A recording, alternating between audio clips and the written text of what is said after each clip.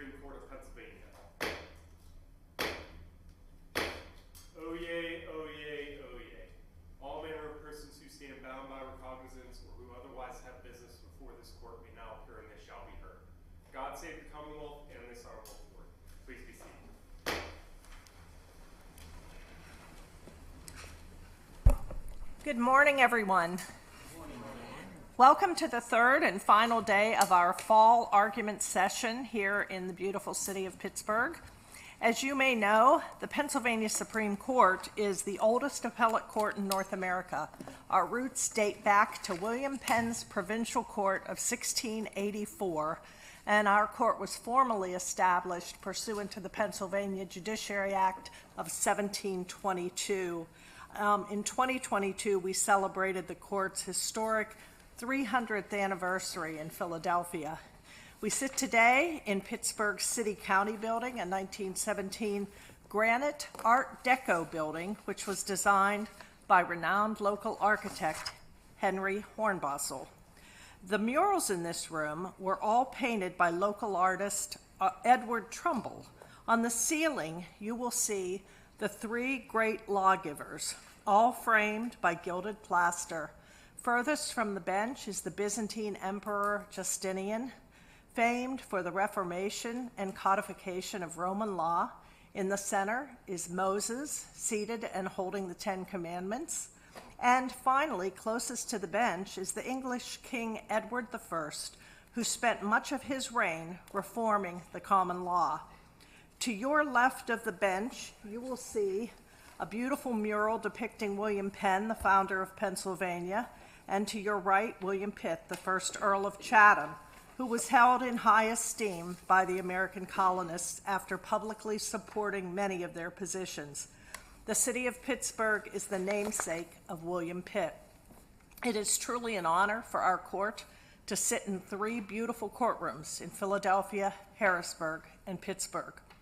Before we hear the first case, I'd like to remind counsel of a few things. Appellant's counsel, please approach the podium when your case is called. I will then give a short summary of the case, and then you may begin by stating your name, the party you represent, and introducing your co-counsel to the court.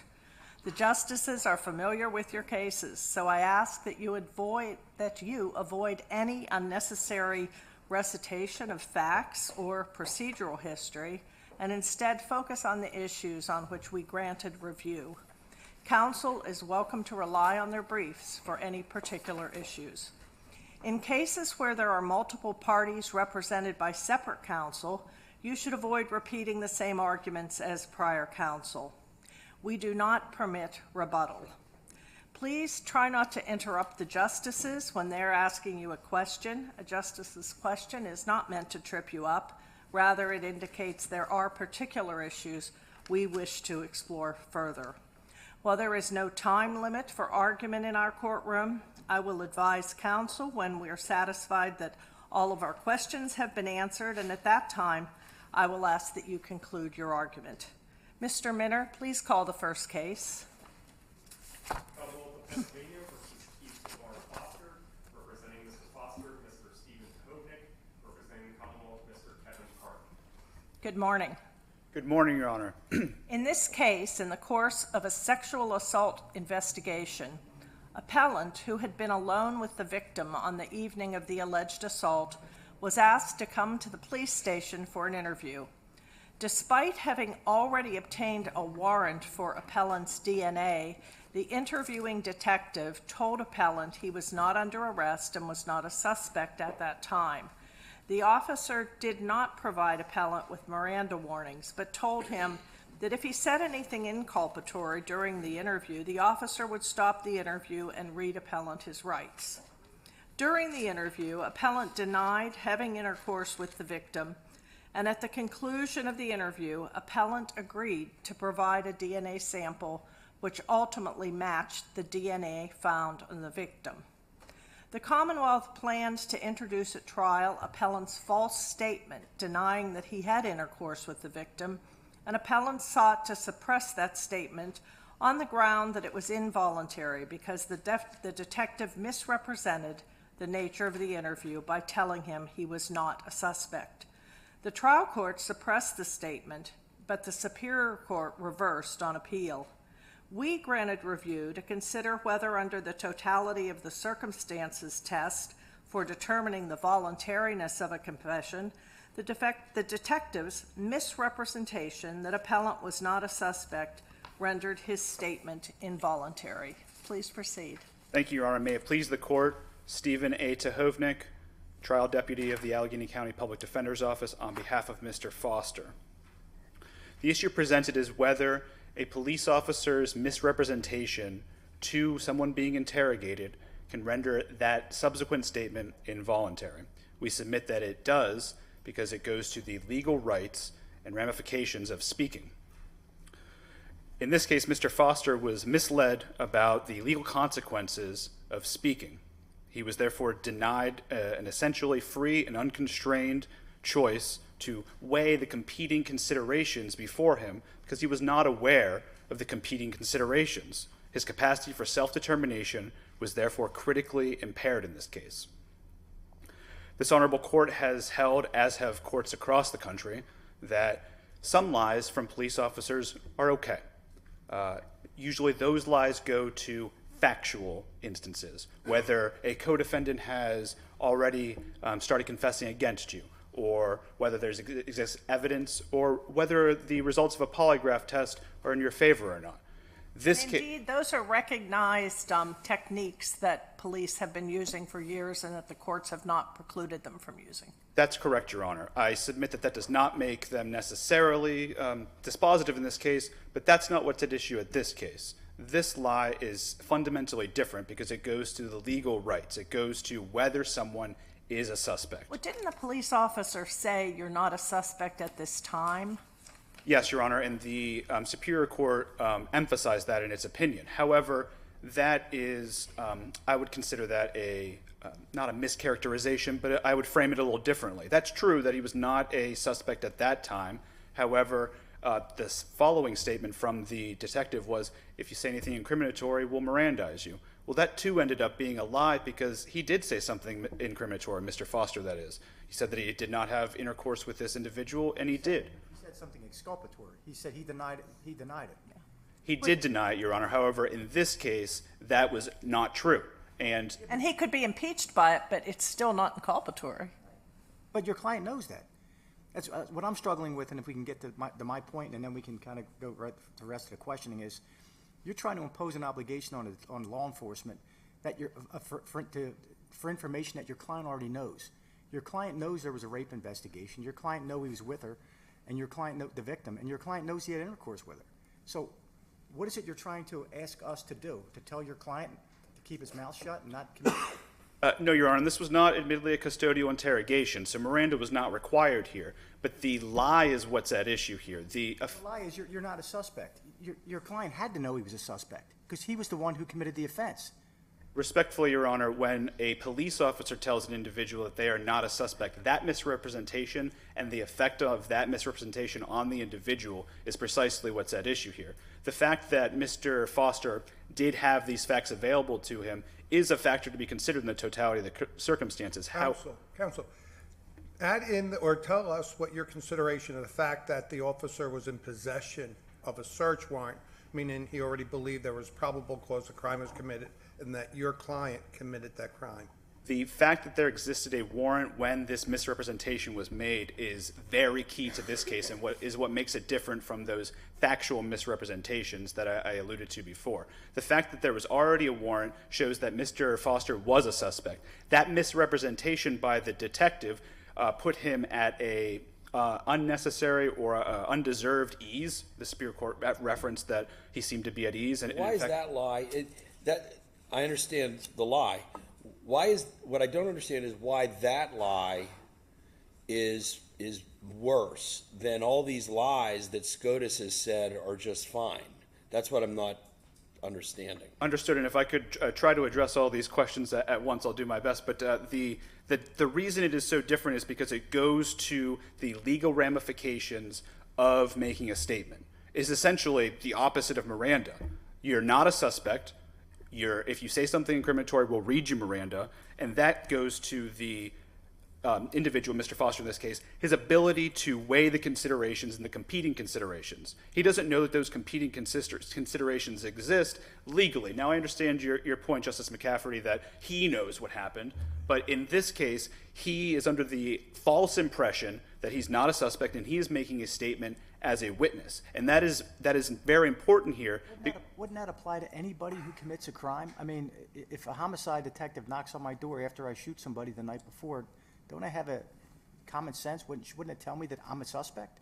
I mean, why did your client think that the detective was there talking to him about a sexual assault of a woman he had had intercourse with the night before? I mean, you're asking us to impose a burden and an obligation upon law enforcement on a common sense issue, which is something your client or theoretically any reasonable person should know. They are a suspect.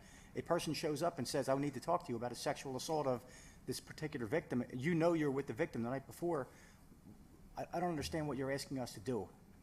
Your Honor, I'm asking this honorable court to impose a burden, correct, on law enforcement not to lie about the legal ramification, the legal status of an individual in an interrogation. So, counsel, if I may, what I'm understanding, are you trying to separate the concept of the fundamental status of this case, that is the Commonwealth knows he's a target or a suspect, has a judge signing off that he in fact went, as opposed to the jurisprudence of Pennsylvania, which is mostly about the obtaining evidence or the earlier possession? I'm struggling with, because I see this as a fundamental status of the case versus the fabrication for the collection of evidence or pretending the officer has evidence. And I think that's somewhat distinct than my esteemed colleague, Mr. McCaffrey, Justice McCaffrey. I agree, Your Honor. I think the crux of this case comes down to, we know this is a lie. A common pleas judge had signed off on 2 separate warrants for this individual's DNA. So the lie goes to the fundamental nature, the fundamental tenor of that conversation. And that's why it matters. The effect on that person who's in that chair matters. That conclusion, you're not a suspect, might be different from what that individual knows, Justice McCaffrey, but that doesn't mean that the tenor and the nature of the interaction differs. Justice Donahue had a question. Excuse me. Spell it out for me, because I'm sort of missing the point. And I agree with you, it's a different kind of lie, lying about status. But let's say that the police officer or the detective said to your client, you're a suspect. Now what? I think that Is that all he has to say? I would go as far to say that the detective doesn't have to say anything. I think that the key here is that the detective lied about his status as a suspect, and that's why this is different than not saying you're a suspect. Did that induce your client to give the interview? My understanding is he had originally refused to talk to the detective. Is that correct? And then eventually he came into the police station because he understood he was not a suspect. Respectfully, Your Honor, that's mostly right. He missed the original date when the first warrant was issued. A second warrant was issued in anticipation of this second interview. So refused by omission, I suppose. He didn't show up. Did he know that a warrant had been issued? No, and that's the key fact in this case. He did not know that a warrant had been issued. He did not know that he was being questioned as a suspect. And in fact, he was told that he wasn't being interviewed as a suspect. At this time. Yes, Your Honor, that's true, but for the purposes of the statement that ensued, I would say that that is effectively being told that you're not a suspect. I think that anybody, to your point, Justice, who is being questioned by the police understands that they may be a suspect at some time. But that's where I want to draw the line, because if you, and I've seen situations like this where a woman passes out, she wakes up the next morning, she thinks she was sexually assaulted, and there's 5 or 6 males identified, right? If the detective in that particular case, a detective should get a warrant for all 5 or 6 DNA for all 5 or 6 males who were there. Are all 6 people individuals? Are they all suspects? yes, Your Honor. That's particularly my point. If they're all suspects, shouldn't they know they're all suspects and they're being talked about it? Whether or not an individual knows they are a suspect in their heart of hearts is different from whether the police is questioning them as a suspect. Yeah, you're getting to the point of it doesn't matter what he knew, it matters where the police were in their investigation, and you seem to be suggesting, without directly answering Justice Donohue's question, which I think, which is where I am, which is, where's the prejudice? Are you alleging there was prejudice by virtue of the, and not in a theoretical, like, what did your client do or not do as a result of the law enforcement misrepresenting his status in the police officer's view in this case? What did your client do or not do? He made a statement, Your Honor, and while he was But there... I know he made the statement. I'm saying, you're saying he wouldn't have, there's like evidence or something that he would not, if they would have said, you're a suspect, or they would have said nothing, your client would have been like, I'm here, but I'm lawyering up. I'm not saying a word. You're saying your client would have done that? That would be speculation, Your Honor. What I do know is if he had been told that he was a suspect, he would have been able to make a free and unconstrained decision, a actual weighing of the considerations in front of him, rather than being misled as to what the considerations. You're saying people who are investigated by law enforcement, people who are questioned by law enforcement in an investigation, need to know where they are in the police officer's mind before they can give a knowing voluntary statement? They at least need to not be lied to about exactly what you just said, Your Honor. The misrepresentation is what matters here. Like I said, the officer has no requirement to say you are or are not a suspect. That's not what I'm asking this honorable court to decide. What I'm asking this honorable court to decide is that when a misrepresentation is made, to find that that affects the weighing and the consideration. What if I misrepresent that you are a suspect? The opposite, Your Honor? Say that you are a suspect when you're not? I say you are a suspect when you're not. I think that the implications here are, if not ameliorated, they are much less, because you are then put on a heightened guard, albeit manufactured, that the police are going to ask you questions. Yeah, maybe you get super nervous and you super lie. Sure, absolutely. I don't think that... Then you'll come back here and say, they lied to me. They told me I was a suspect. I had to lie really bad. I won't pretend that it doesn't have a detrimental impact. In fact, we know false confessions happen quite often now with the increase of social science, and as Aplt has said in their amicus brief. However, I think that that is far less problematic than being told you're not a suspect. And in fact, you are here just as a witness. We just want to talk to you. Hey, by the way, we have a warrant for your DNA. We're going to take it at the end of this no matter what you say. Counsel, I'm still not understanding. So that's a lie. It was a lie. Okay, granted. And we might find that very problematic, and yet SCOTUS and then federal courts interpreting SCOTUS's decisions have repeatedly said the police can lie about prints on a murder weapon. They can lie about whether an accomplice has confessed, and many other things, ballistic prints, DNA. And SCOTUS has said, oh, that's all fine. So why is this statement about not a suspect, why is that a more compelling lever than any of these other? Why is it more constitutionally problematic? I guess I'm not getting the qualitative distinction. It's more constitutionally problematic because those cases, and to my knowledge, SCOTUS has not addressed this particular lie. Those cases all go to the facts. They are fabricating facts, the police, that is. This goes to, and I would make it, this goes to the legal rights and the ramifications, which I think takes it into the realm of lying about Miranda, lying about whether you have the right to a lawyer, preventing you from getting your lawyer. In fact, a case, and the name is escaping me, I apologize, but one of the cases dealt with a lawyer had been retained by this individual and was waiting outside, and they said, well, sometimes it's good to make a statement and sometimes it's not. And that subtle inducement, I believe actually it was from this honorable court, that subtle inducement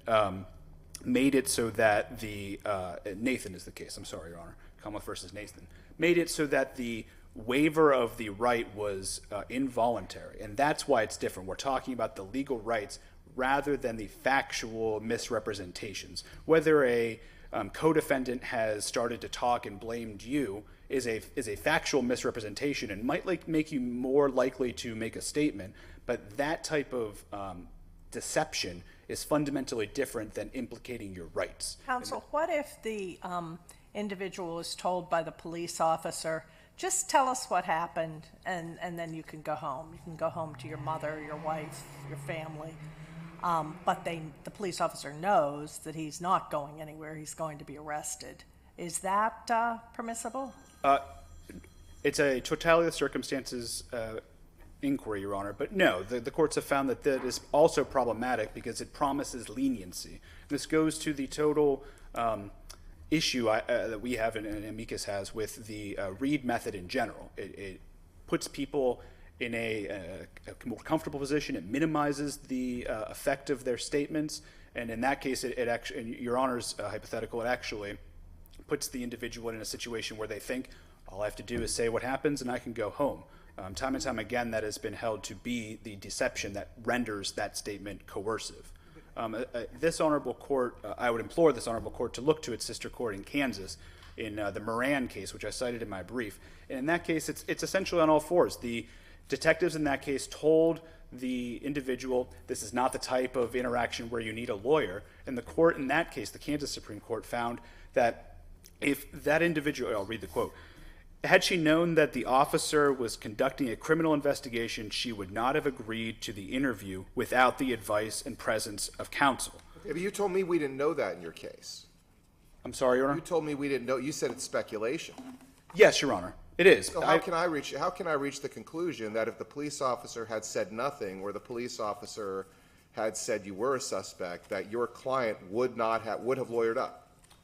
Candidly, Your Honor, it would be speculation, and I think the court may be stretched there. So the Kansas court speculated? I think, well, the Kansas court had different facts. The question in that case was whether I need a lawyer, and the officer's misrepresentation was this isn't an instance where you need a lawyer. In this case, the fact that an individual is not a suspect implies that. So whether my client would have lawyered up or not would be speculation, but his decision in weighing those considerations is what's at issue here. When you're told you're not a suspect, that means that you don't even know that that other consideration exists. I understand Justice McCaffrey's point that you do know, but at least you're under the understanding that the police don't believe that you're a suspect. But again, to the Chief's question, you're not a suspect at this time. You don't think the at this time was enough to go, oh, I'm not a suspect now, but I could be a suspect any minute, and I better get a lawyer. That's not enough. And to follow up, if we're to adopt your argument here, where do we draw the line? I mean, aren't we creating an entire subset of the law that now we have to identify under a totality of the circumstances test who is a suspect and what the police officer may or may not have believed? Because under my hypothetical I just gave you, if the victim passes out in a bar with 6 men, aren't all 6 of them suspects? And if so, at what point did they become a suspect or not become a suspect? Or where are we going with this? Because any law enforcement officer will probably tell you that when a crime like that's been committed, everyone's a suspect. And Does that mean everybody's got to be told you're a suspect? Respectfully, no, Your Honor. I agree up until that last point. There's no requirement to tell the individuals that they are suspects, but if they are asked or when they come in for questioning, the officers are not, under my proposed rule, not permitted to say you're not a suspect. That is a lie, especially with Your Honor's point that DNA should be, a warrant for DNA should be sought after and, I would argue, granted under the facts that you've given, for all 6 of them. So for all 6 of them, they should be questioned. And if it comes up, whether they're a suspect or just at the outset, we have a warrant for you. Who's the suspect? All 6, Your Honor. If there's a shooting in a house and there's 12 people in the house, who's the suspect? Perhaps all 12, Your Honor. That's my point, though. Where do we, the Supreme Court of Pennsylvania, draw that bright line that you're asking for? What is the test you're asking us to employ?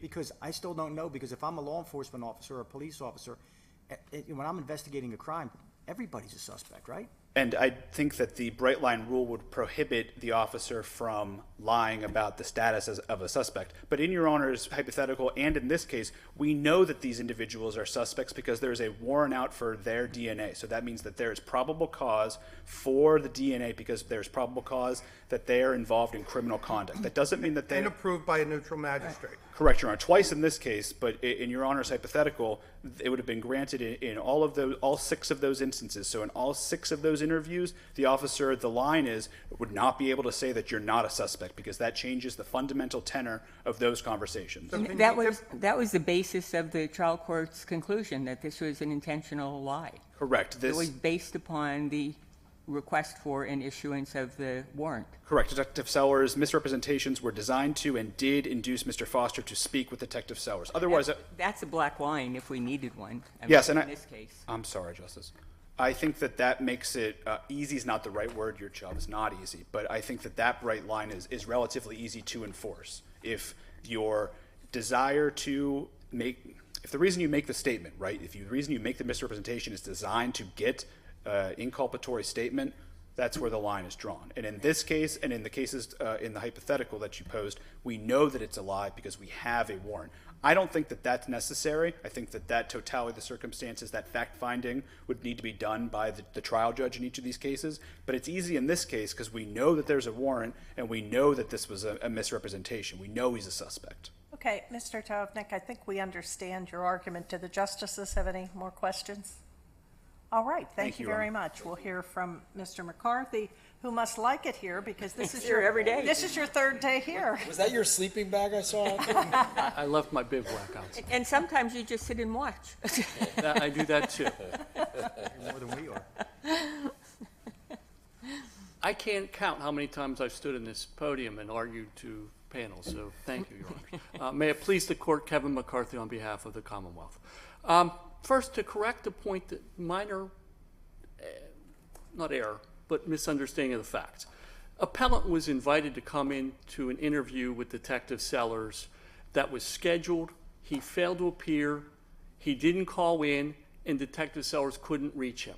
Detective Sellers then contacted our office and asked for guidance, and we said, let's go ahead and get a warrant at this time for his DNA. Because you suspected him. He was a suspect at that time. He was one of 3 potential suspects. And did the other 2 suspects get search warrants approved by a neutral magistrate, or only his client? All 3, All 3. yes.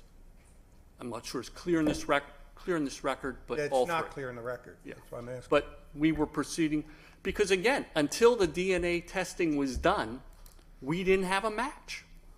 And And so, the question is, so if you have a DNA, if you have the warrant, why didn't you execute the warrant and avoid this? Instead of, so everybody's talking about the side of the defendant, but our job is to make sure government doesn't interfere with our constitutional right to liberty. So whatever a defendant thinks is not relevant to our framework here.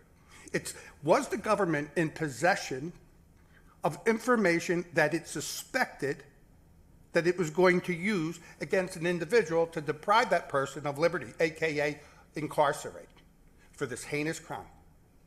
The question becomes one, there's a change in the fundamental status of the Commonwealth's case. You knew you wanted this man. And yet, the government, in its quest to seek justice, lied about the very status, not about our jurisprudential, oh, I have evidence, your buddy just ratted on you, I will talk to the judge and get you a good sentence. You're talking about the fundamental change in this case. You went out and reached out to a judge who said, yes, I believe in the 4 corners of this warrant that the individual that you're selecting is the guy that committed a crime, and the facts prove a crime was committed. Tell me how that's not a fundamental difference than the usual fabrications which SCOTUS has allowed, saying, hey, your boy down the street just ratted on you, you better tell us, or let me go to Judge Dock. He's a good guy. I'll tell him not to hit you so hard. We got that. I need you to convince me. The fundamental status of this case is in the government's possession. Why should we permit the government to abuse that authority? You could have executed the warrant and obtained the DNA and proven your case. But now you're in here after fabricating and lying about the status of the case and the constitutional rights of that individual. So convince me otherwise. well, let's start with, it's agreed by everyone that this is a non-custodial interview. Even though it takes place at the police station, he's not entitled to Miranda warnings. Everyone, even the trial judge who suppressed, agrees with that. Which he could leave at any time. He was eligible, incapable of You've leaving. got to be kidding me. You have a warrant for his arrest. He's not free to No, leave. Your Honor, no. It was never a warrant for arrest. I'm sorry, warrant for his DNA. Yes, okay. You could have executed the warrant. If he got up and walked out, you would have turned around, sit down, we have a warrant. Yes or no? The explanation from the detective was, this warrant's stale. It gave me 48 hours to obtain the evidence, and it's from last week, so it's no good. So what he explains to him in the interview is, I got this last week. It's no good. I'm going to have to submit a second request for a DNA sample and have a judge approve it. It's going to take some time. I'm going to ask you to stick around. If you go home, you go home. But I'll go do that unless you agree to just voluntarily do it. Here, you look at the 2 warrants. You decide what you want to do. It's on you. So it's not... By that time, he'd already interviewed him. Correct. That's the issue. Well, that's right. It is the issue. I mean, that's the issue. But it is not so coercive to cause him to give up his rights to walk out whenever he wanted to. He was free to go. And this is a non-custodial setting. And that's the point I want to make strongly, that he was always free to leave. The idea that his status changed significantly because he might have been a suspect. There were 3, possibly 4 or more suspects, because during the interview he says, I've interviewed 7 other people, I have 3 more to go. So and he even tells them during the interview, which by the way, it lasts less than 15 minutes of conversation. He's in the room a total of 25 minutes. He tells him, we're interviewing everyone who was alone with the woman that night, and we're trying to figure out what happened. And the appellant's explanation of how he came upon her, it was quite believable. Justice Dougherty, to your point, Detective Sellers never really thought he was the guy. He only knew he was someone who was alone with her. He's the one who finds her after the car accident and brings her back to the bar. Everyone helps her, and they get an Uber and send her home. It's she who wakes up the next morning and says, I think I've had sex with somebody, and goes to the hospital, and the rape kit comes back positive. So it's not the scenario that you've depicted. And I can see what's wrong with that if that's what happened. But that's not what happened here. And this is a totality of the circumstances test. And so... Mr. McCarthy, can I back you up on that? Certainly, sir. The totality of the circumstances test comes from the United States Supreme Court. My question to you is, it seems to me anyway, and I don't want to speak for defense counsel, but we're being asked to kind of carve out an exception under Pennsylvania's Constitution. Was the Pennsylvania state claim waived? Yes, Your Honor. It's not in any of the materials you're going to read other than the brief to this court. It was in the Aliquotter petition. It's not in the grant of Aliquotter. I didn't think so. Okay. That was my question. Yeah. So, forgot my point. But Can I follow up on the qualitative difference issue? Certainly, Your Honor. So, as I understand it, the defendant wants to put this on one side of a bright line, along with, I guess, threats, promises. There are certain things SCOTUS has been willing to put on the other side of the bright line. Would you agree? Yes. And so, can you tell us why the defendant's argument that this is fundamentally different from your prints are on the gun or your accomplice ratted you out or something, and belong on the side with those things that SCOTUS has said are unconstitutional? Right. And I think that goes to my earlier point about this is not a custodial setting which requires Miranda. If there had been a lie made to induce a waiver of a right, to waive Miranda, waive it to counsel, whatever, if there was a lie to induce that waiver, that is not a knowing and intelligent waiver. That would be, and I think that's the line. It's already there. Or a lie to induce a confession. Correct. Well, induce a confession is after we've already, let's say he waived Miranda. And that's all the lies and police conduct that I think everyone recognizes is permitted under the federal Constitution. But to say that someone is lied to cause them to give up a right, that's significant. And what Judge... Well, that seems to be what he's arguing. Well, that's what Judge Mariani found, Your Honor, and I think that's what they're... What he's arguing is that by virtue of by virtue of lying to him, they're saying that he's not a suspect. When the fact he deserved to know that he was a suspect before you begin questioning. That seems to be the argument. And by virtue of you not telling him he's a suspect or lying to him that he wasn't, he somehow lost his volitional right to invoke his right to counsel and his right to remain silent. That seems to be what the argument is.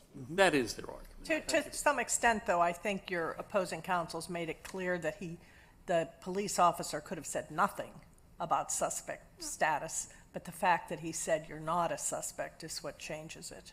Not that he get a duty Well, one way or the other. I don't know if I agree with the chief on that, because it's the fact that he's the suspect that supposedly is what triggers his constitutional right. And I'm not suggesting that was my position. I was reciting what his position was. That is a little different. I'm trying to understand the position. If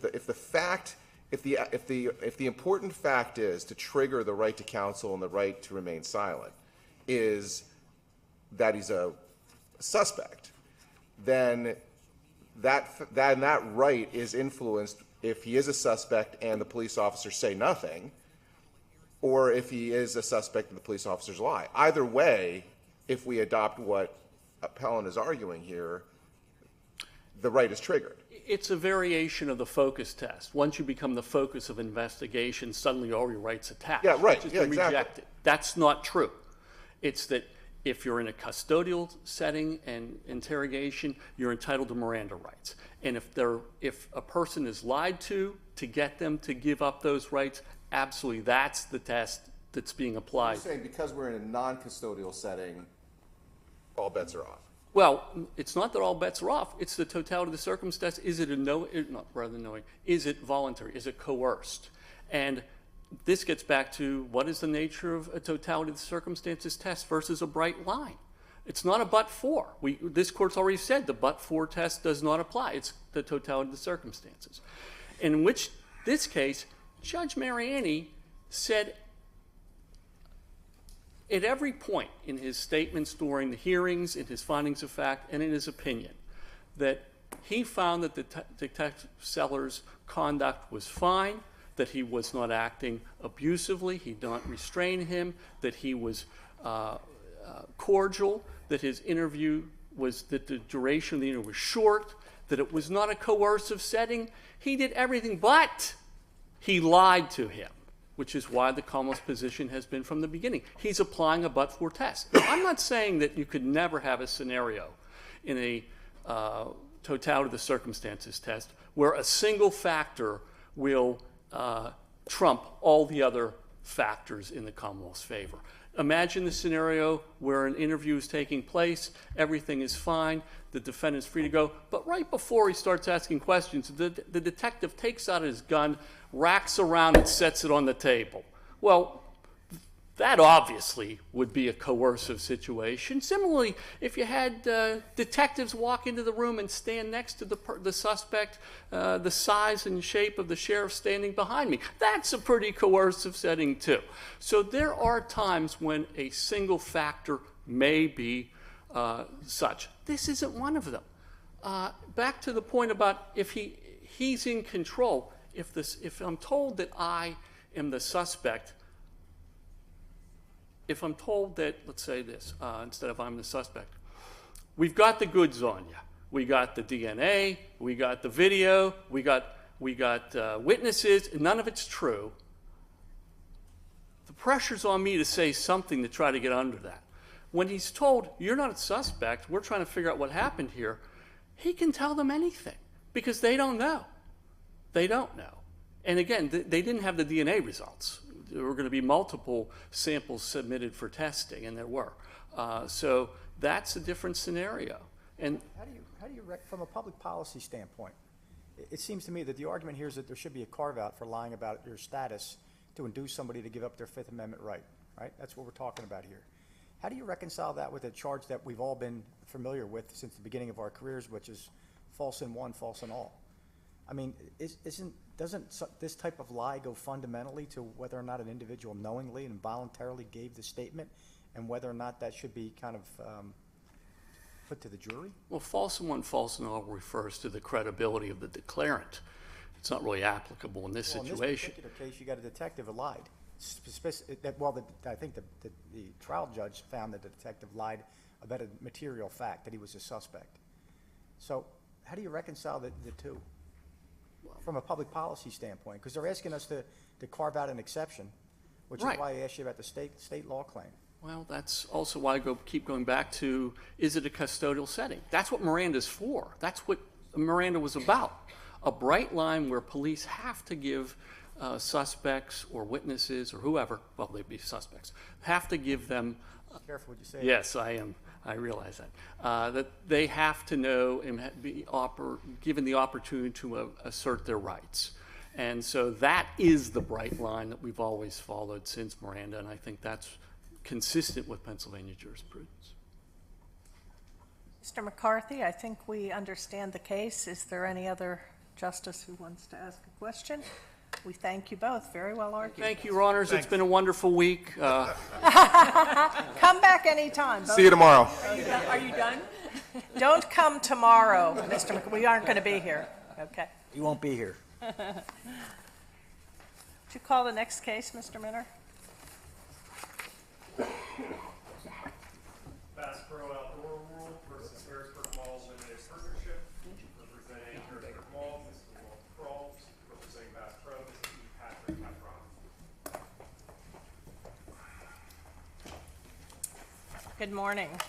Good morning. This appeal by allowance involves the interpretation of a clause in a shopping mall lease that requires the landlord, except in cases of negligent acts by a tenant, to indemnify and hold a tenant harmless with respect to any and all claims, including reasonable attorney's fees arising out of the use and maintenance of the mall common areas, such as the parking lots outside the mall. We are asked to determine whether a tenant is entitled under this clause to be indemnified by the mall for attorney's fees it incurred in defending itself against a lawsuit brought by a third party who fell in the parking lot and sued the tenant, alleging that the parking lot was poorly maintained and that the tenant had failed to report this condition to the mall. Please proceed. Thank you very much, Madam Chief Justice.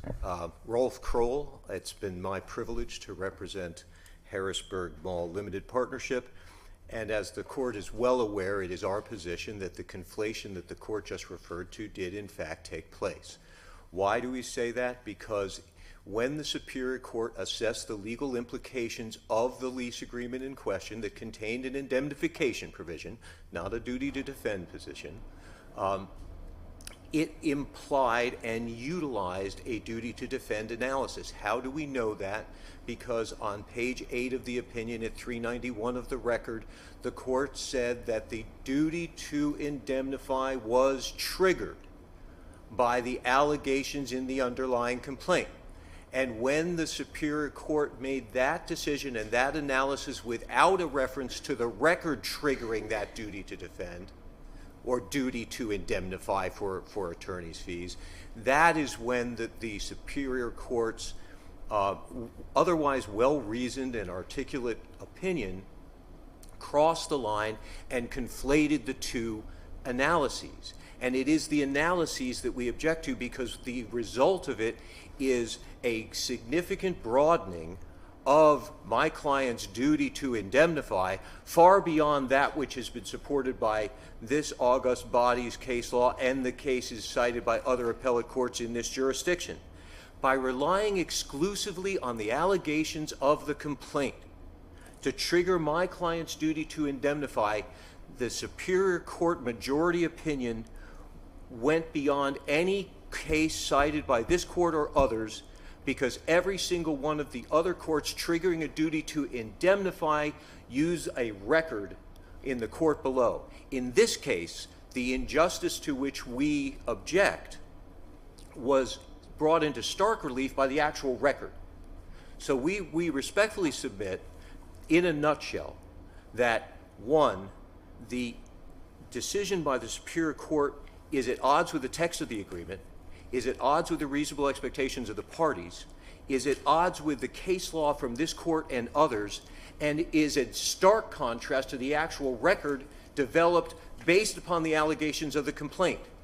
We do not run away from the fact that the complaint in the underlying case, a straightforward trip and fall, alleged that Ms. Johnson tripped and fell on a rebar in the parking lot. And if that was proven, then my able colleague would have I respectfully submit, a much easier day before this honorable court. Well, counsel, let me stop you there for a second, Please. then, because I'm not sure I'm entirely comfortable imputing into a lease insurance coverage concepts of duty to defend and duty to cover, right? Duty to indemnify.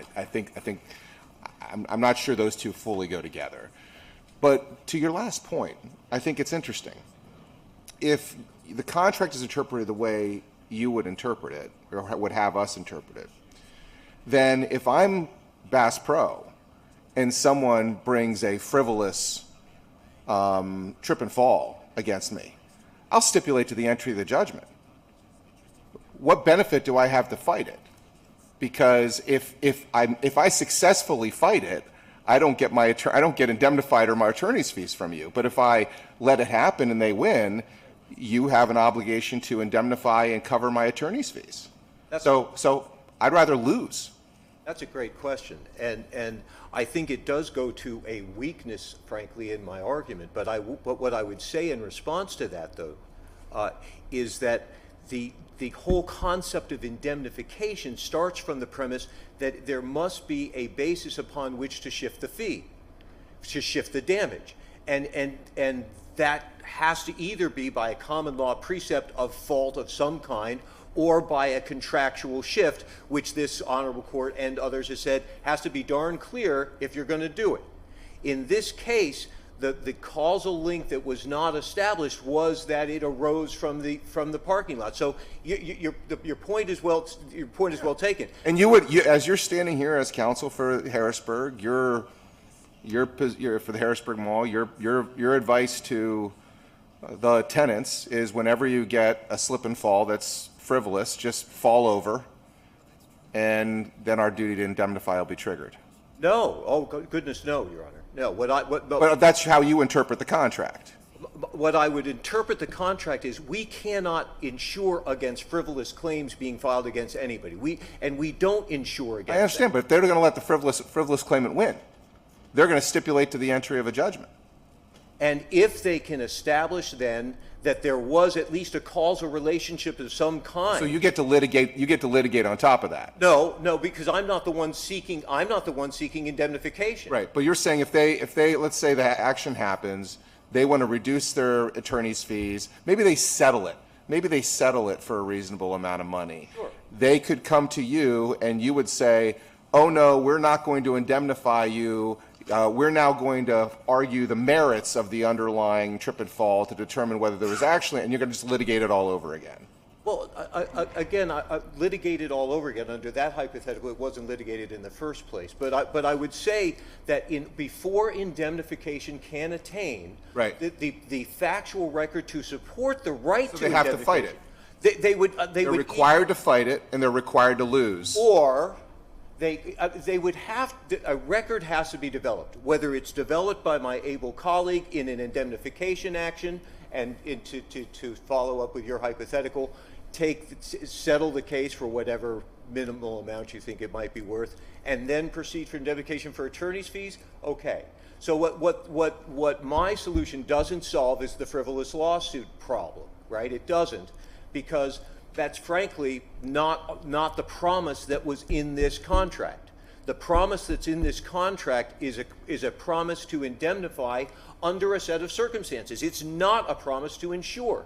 It's not a promise that if you get sued, we're going to pick up the cost. It is broadly worded to include claims, not judgments.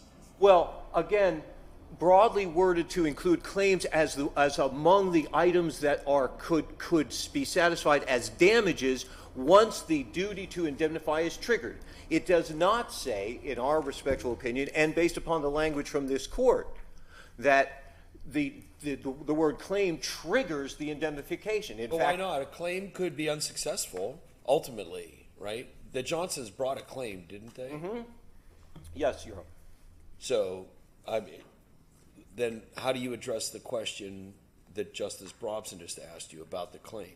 Well, again, when you analyze, that's exactly our whole point, Justice Webb, that when the analysis is based upon the allegations of the complaint, then it is a duty to defend analysis, and that is far broader. I think you're confusing. Again, I'm not sure the duty to defend paradigm works. You agree to your contract doesn't. I agree that you do not have a duty to hire counsel or pay their counsel while the litigation was ongoing, which is usually where the duty to defend in an insurance context arises.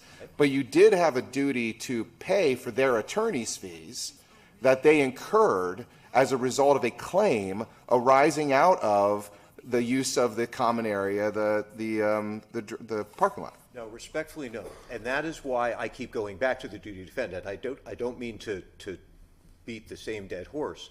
We've been beating a lot of horses this week.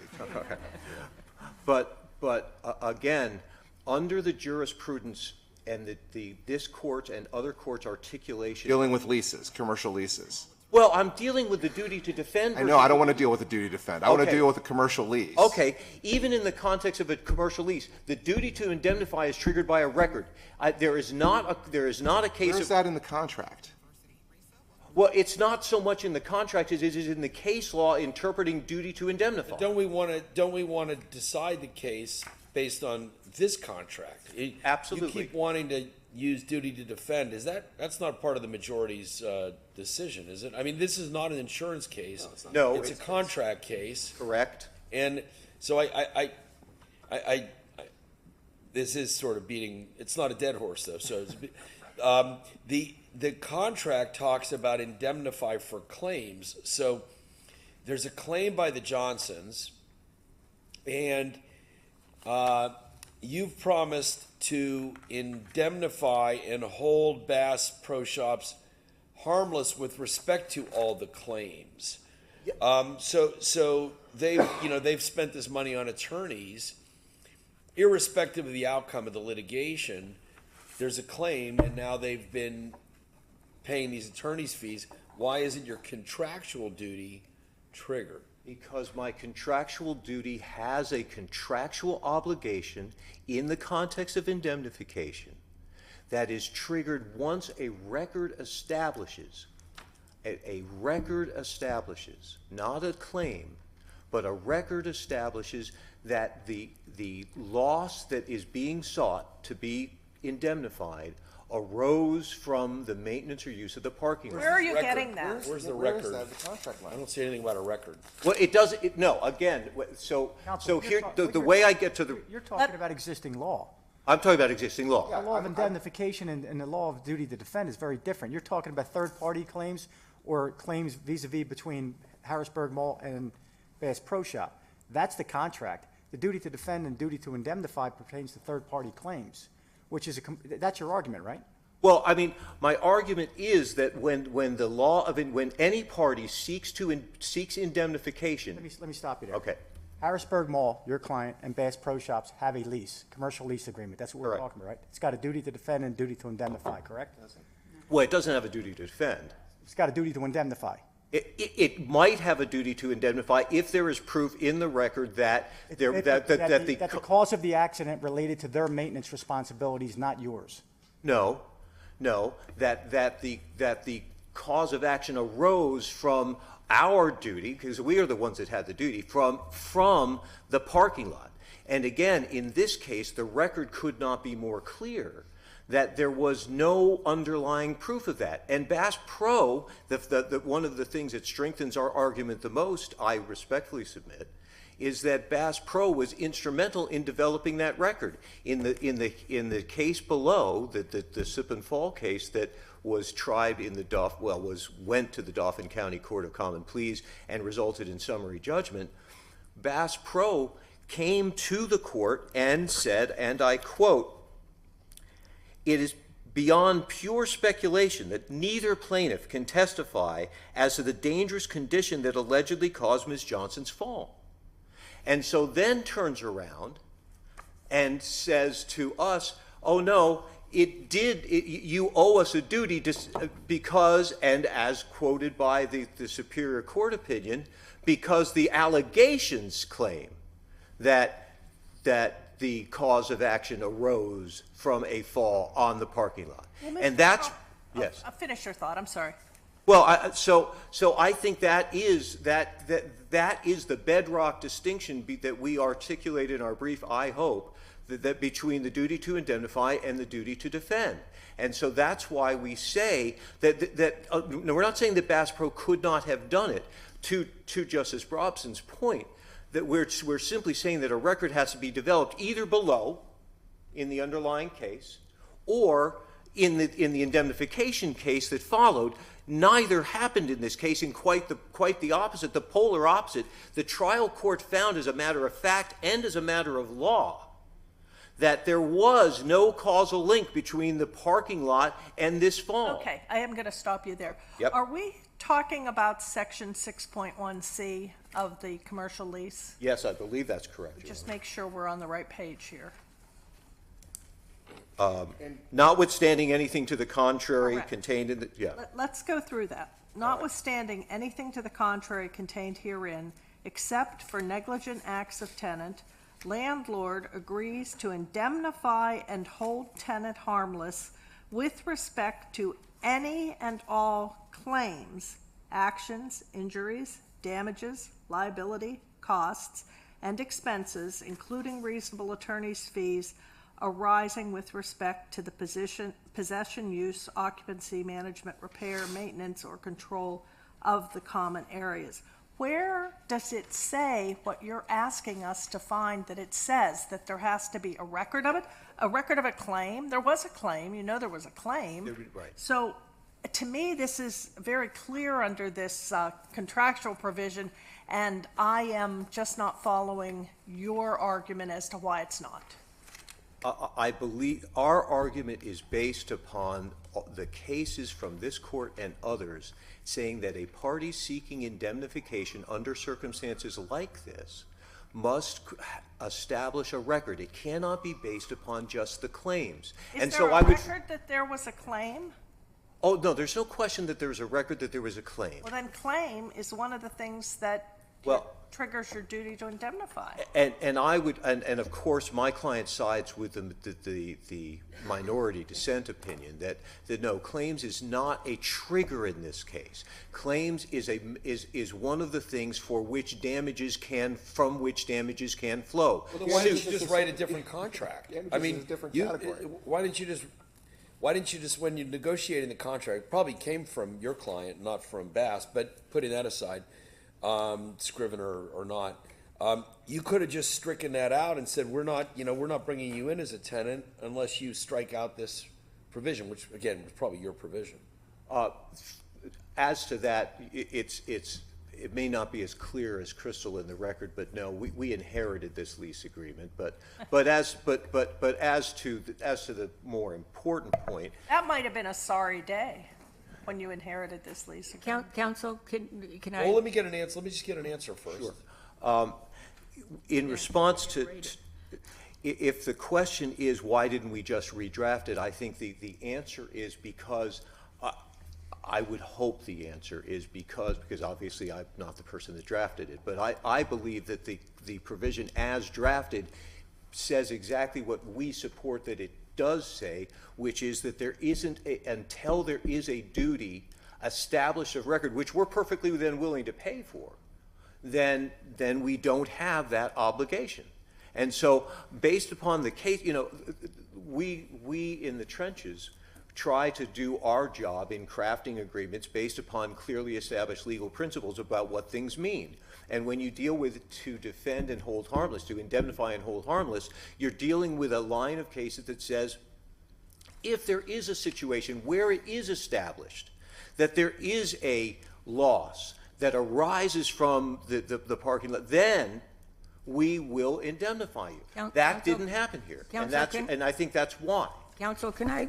Yes, ma'am. Maybe help you out, maybe not. Maybe help me clarify what's going on here. My colleagues and the Superior Court majority opinion are reading this to say landlord agrees to pay with respect to any all claims, et cetera, and the rest of it speaks for itself. This doesn't say that. This uses a legal term of art. It uses the term indemnify, Correct. Which has a meaning in the law, and scriveners who use that are relying on the fact that that term has a connotation within our case law and otherwise. So, I mean, if the tenant wanted this to say what they're claiming it says, it would not use the term pay. It would not use the term indemnify and hold harmless. It would use the term pay. All claims, charges, et cetera, et cetera, et cetera, but it doesn't. I mean, now, maybe I'm wrong. Maybe it doesn't have to say pay, but I think your argument is, as I understand it, and I tend to agree with it, if an attorney, if a scrivener uses a phrase that has a meaning within the context of our jurisprudence, they expect that that's the meaning that will be given to it. I'm embarrassed to say that how much better the court articulated my argument than I did. But that is exactly what I was trying to impart to Justice Wecht when I was saying that lawyers rely upon the jurisprudence, and what I didn't connect was perhaps that key phrase, indemnify and hold harmless. I mean, that is though the argument. I could be convinced, but I mean, I'm reading this as a lawyer, and I see the term indemnify and hold harmless, and that conjures up to me a long line of cases that defines what that is. And I mean, if we don't give meaning to those terms in this lease, then people should be on notice that when you say indemnify and hold harmless, it doesn't mean what we said it meant. And that is exactly my point. And what do you think it meant besides pay them? They weren't looking for a hug, right?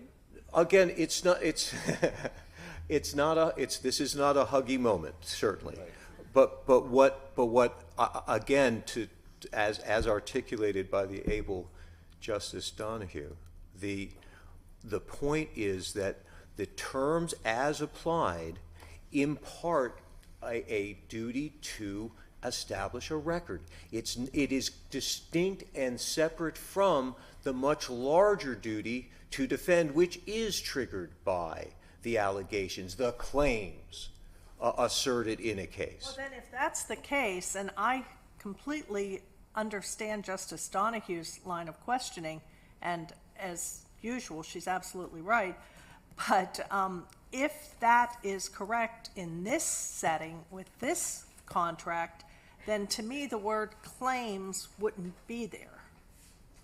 Well, and again, and with complete respect and deference, I think that the word claims also fits in there with suits. It fits in, there is a broad scope of potential wrongs and harms that are being covered in a list. And they include, claims, actions, injuries, damages, costs. I mean, I think it's clear when you take it into its totality, which under construction principles you shall, it's clear that what they're talking about are the types of damages that can flow from a harm. But the disconnect here, and the part that is materially different, is when it says with respect to the possession and use. And so that it says arising with respect to the possession. It doesn't say injuries arising from the possession and use. Well, and I'll let you answer that. But again, I want to go back to my point. The way you're reading this agreement, including the indemnification language that Justice Donahue is saying has some parlance in our law. The only way this gets triggered is if the tenant loses the litigation. No, with all due respect, I respectfully disagree. The way the tenant doesn't have to lose. If anybody, remember, in this case, Your Honor, there were multiple defendants. If any one of them had lost, if there was a loss of any kind, if there was any proof, if there was an established record to establish that there was a loss and it was connected, they don't have to lose. They don't. That's a loss. No, but it doesn't have to be them, is my point. We could have lost. Anybody could have lost. There would have been a loss arising from, and then they would have been damaged by it, and that would have triggered the obligation. Unless they were negligent. Unless they were negligent. Yeah. So what you're saying this means is indemnify a whole tenant harmless with respect to any losses arising with respect to the possession. So the words claims, actions, injuries, damages, liability, costs all that just means losses. Essentially correct, Your Honor, and that's what the dissent said. And I think Although a claim is not a loss. no, neither is an action, but Right. it is the body of bad things that can happen to Bass Pro as a result of litigation.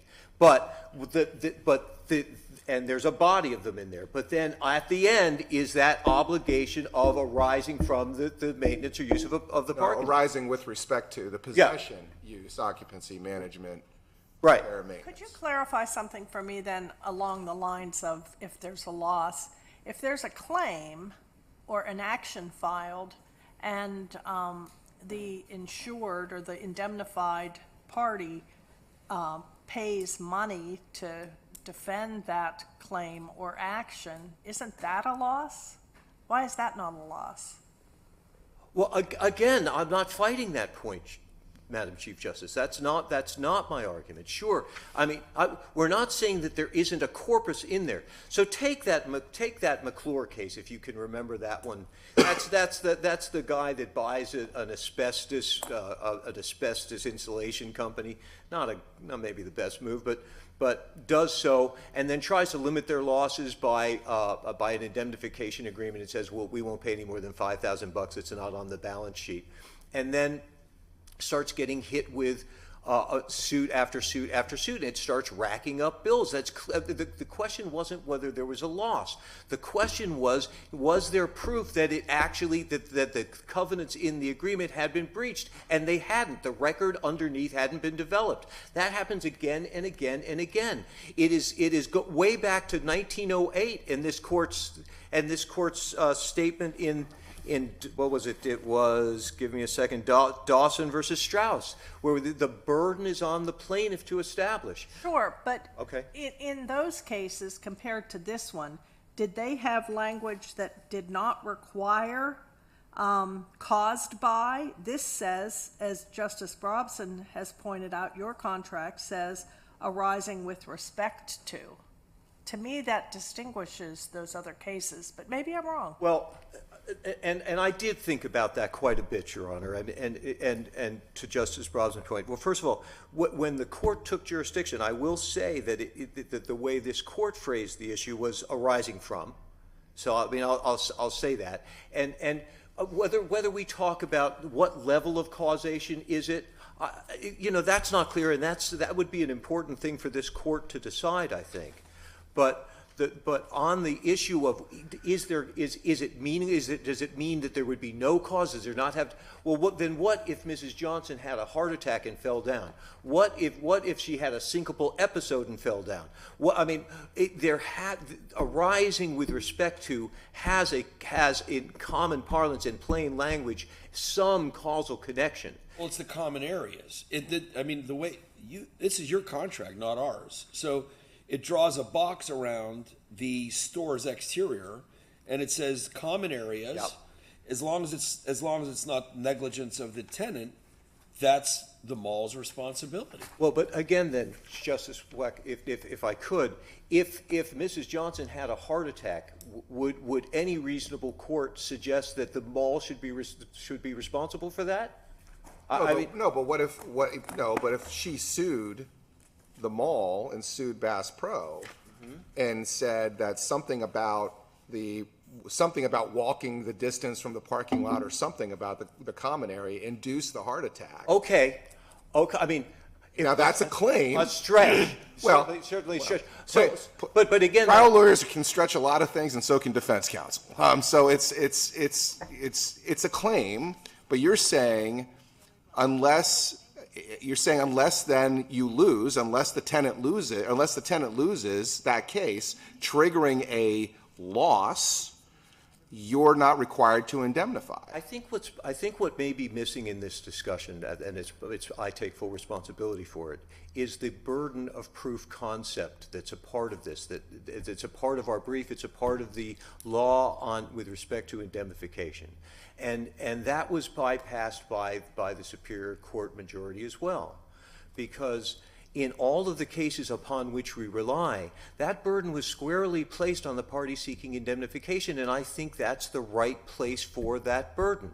And so in this analysis, again, whether it be that interesting claim of a person claiming that the walk on, again, there would still be the causal element, though, would there not? Well, and I completely agree with you on the law of indemnity. I completely agree with you. Those indemnification contracts, though, are claims arising. The wording is a little bit different than you have here in your contract. It has to be a claim that arises from a condition of the real estate. Yours doesn't say that. It says arising with respect to. It says just the pure presence of it. And it doesn't say anything about the condition of it. It doesn't say, it just says, the possession, use, occupancy, management, repair, maintenance, control. It doesn't say, I'm just, to me, it's a contract case. And I'm trying not to read language into the contract that isn't there. Fair. But if that is going to be the case, and I know we're not saying that this is a duty to defend case, but I am still going to direct the court's attention back to the extreme breadth that this court would read into a contract like this by imposing a duty to pay for what boils down to defense costs in a case that doesn't mention duty to defend. The breadth is you're the scrivener, or you inherit you're the scrivener. And the breadth is, the scrivener larded this up with the scrivener did not need to put the word claims in there. It's your contract, and there's the word claims. So, again, you want to talk about duty to defend, and it comes from insurance and all this, but you've got claims in there, and if it's in common areas, and it's not the tenant's negligence, it seems to me you're stuck with claims. Well, the claims was in the Bradford case too. What's the? I think it's Bradford. It's the case where the hotel gets run into by the tractor, and claims was part of that as well. And they said no, you didn't prove it. That's that special area of tractor law. No, I have one question. I think we are beating a dead horse Well, now. If I there do are have further one question. questions. I do. All right. Well, we've been discussing the lease, particularly 6.1c, but in the last sentence of 9.3, it states tenant shall, at its own cost and expense, defend any and all actions, suits, and proceedings which may be brought against landlord or any mortgage holder of the shopping center with respect to the foregoing. Right. How does that play in your analysis? Was that still part of the contract? It's definitely still part of the contract. It's definitely still part of the contract. But again, our analysis is still that once you seek indemnification under either of those provisions, you still need to have a factual record that establishes your right to seek indemnification under the agreement. Was there an attempt to join your client for indemnity? Yes. And what happened?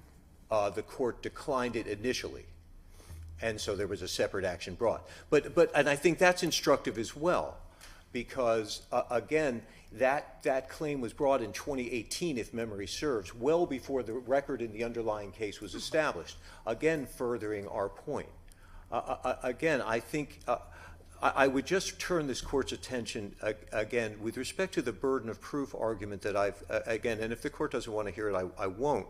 But when you say again, I'm thinking we already heard this, but go ahead and wrap it up. Well, I was going to just point the Indian tugboat case where this court took a very dim view of a party that took one position in the underlying case and then took a very different position in the case seeking indemnity. If you recall, in the Indian tugboat case, the Indian tugboat company, nobody could find the actual owner of the boat, and then they found the owner of the boat. And in the underlying case, Indian tugboat said, "No, it ain't us. We weren't liable." And then, in an effort to get indemnity, said, "Well, we were a little liable, but the real owner of the boat was really liable." And this court said, "No, you're not going to change horses in the middle of the stream and just to get indemnification." I would respectfully submit that that's exactly what's going on here. So except your contract doesn't just indemnify for liability. I'm not sure I understand the question. Sorry. It says claims. It says claims. It doesn't say liabilities. No, that again, if the court, and certainly I gather that certain members of the court are looking at claims as a trigger, and I would respectfully just rest on my argument that a claim is not, under the jurisprudence from this court and others, a trigger for the duty to defend and indemnify. Okay, we understand your argument. As you may have surmised, at least 4 of us were commercial litigators before we went on the bench. So we'll have a lively discussion about this in chambers. Thank you. Let's hear from your opposing counsel. Good morning, Your Honors. Pat Heffron, on behalf of Bass Pro Shop, the appellee in this case of Chartwell Law. I really don't want to beat a dead horse here. I think the issues have been drawn out. Is that the horse that's in the stream? The horse, yeah, the horse is somewhere. I have a lot of experience with horses. My daughter rides, so I'm staying away from beating any horses here. And then, please relate to the tractor and the tugboat too. I think the brief and the argument speaks for itself on that. But, Your Honor, as I believe you have said, this is a case of contract law, contract interpretation, and litigation to enforce a contract, and that's why we're here. The intent is clearly set forth in this document that we've discussed multiple times over. A lot of the information that has been raised and argued by the appellant here, especially the requirement of proof of a claim, this is just nowhere contained in this provision at all. So they're more or less trying to insert certain language into this contract that just is not there. It's simple and broad. It is, if a claim is made with respect to use of the common area, yes, that does trigger their requirement to pay attorney's fees. It is that simple. That is a very, very broad provision. That is, someone comes along, makes a claim that they fell in the parking lot, that's enough to trigger that. That is what this document says. And in terms, I know a question was raised as to having indemnity and hold harmless, that language in this particular document. Now, in our brief, we did include some case law, including Black's Dictionary, that gave some definition to that. These terms are not further defined in this contract, okay? So this is what the plain meaning of these words are. And as we have indicated in the brief, case law and Black's Dictionary indicate indemnify means to pay, to compensate. Hold harmless means to eliminate a liability that has been incurred by a party. And in this case, money has been paid. They paid, Bass Pro paid the defense attorneys, us, to defend an action when it didn't need to be defended. That was part of the contract that said, Bass Pro, if a claim is made, we will pay for the attorney's fees. Your problem was you were successful. That is a problem. That's correct. And I can't advise someone to allow a judgment to be taken as was discussed in good conscience, but you are correct. There is no... So under the lease agreement, who had maintenance responsibility for the parking lot? The landlord had the responsibility for the parking lot. So there is no upheaval of any established precedent within the Commonwealth here. This is limited to one contract that's in front of us today. It will not have any kind of broad sweeping effect on the jurisprudence in the Commonwealth. And it's a very fundamental issue. As I was a first-year law student in this great city, my contracts attorney came in and said, people, read your contracts before you sign them. And I think this is a perfect example of that. This, if a landlord does not want to face these obligations, you don't sign this contract, or you rewrite it, or you propose something else. But this is what the language says. Your Honors, the Superior Court got it right. They said this is the only meaning that can be taken from this, is that the landlord is required to pay attorney's fees for a claim under these particular circumstances. All right, any other questions? No. We thank you both. Thank you, Your Honors. I'm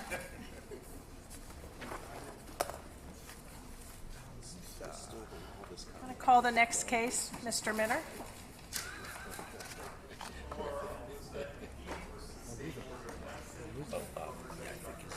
It's this one. Thanks, Josh. I think I'm good. Thank you. I think I'm okay. Thank you.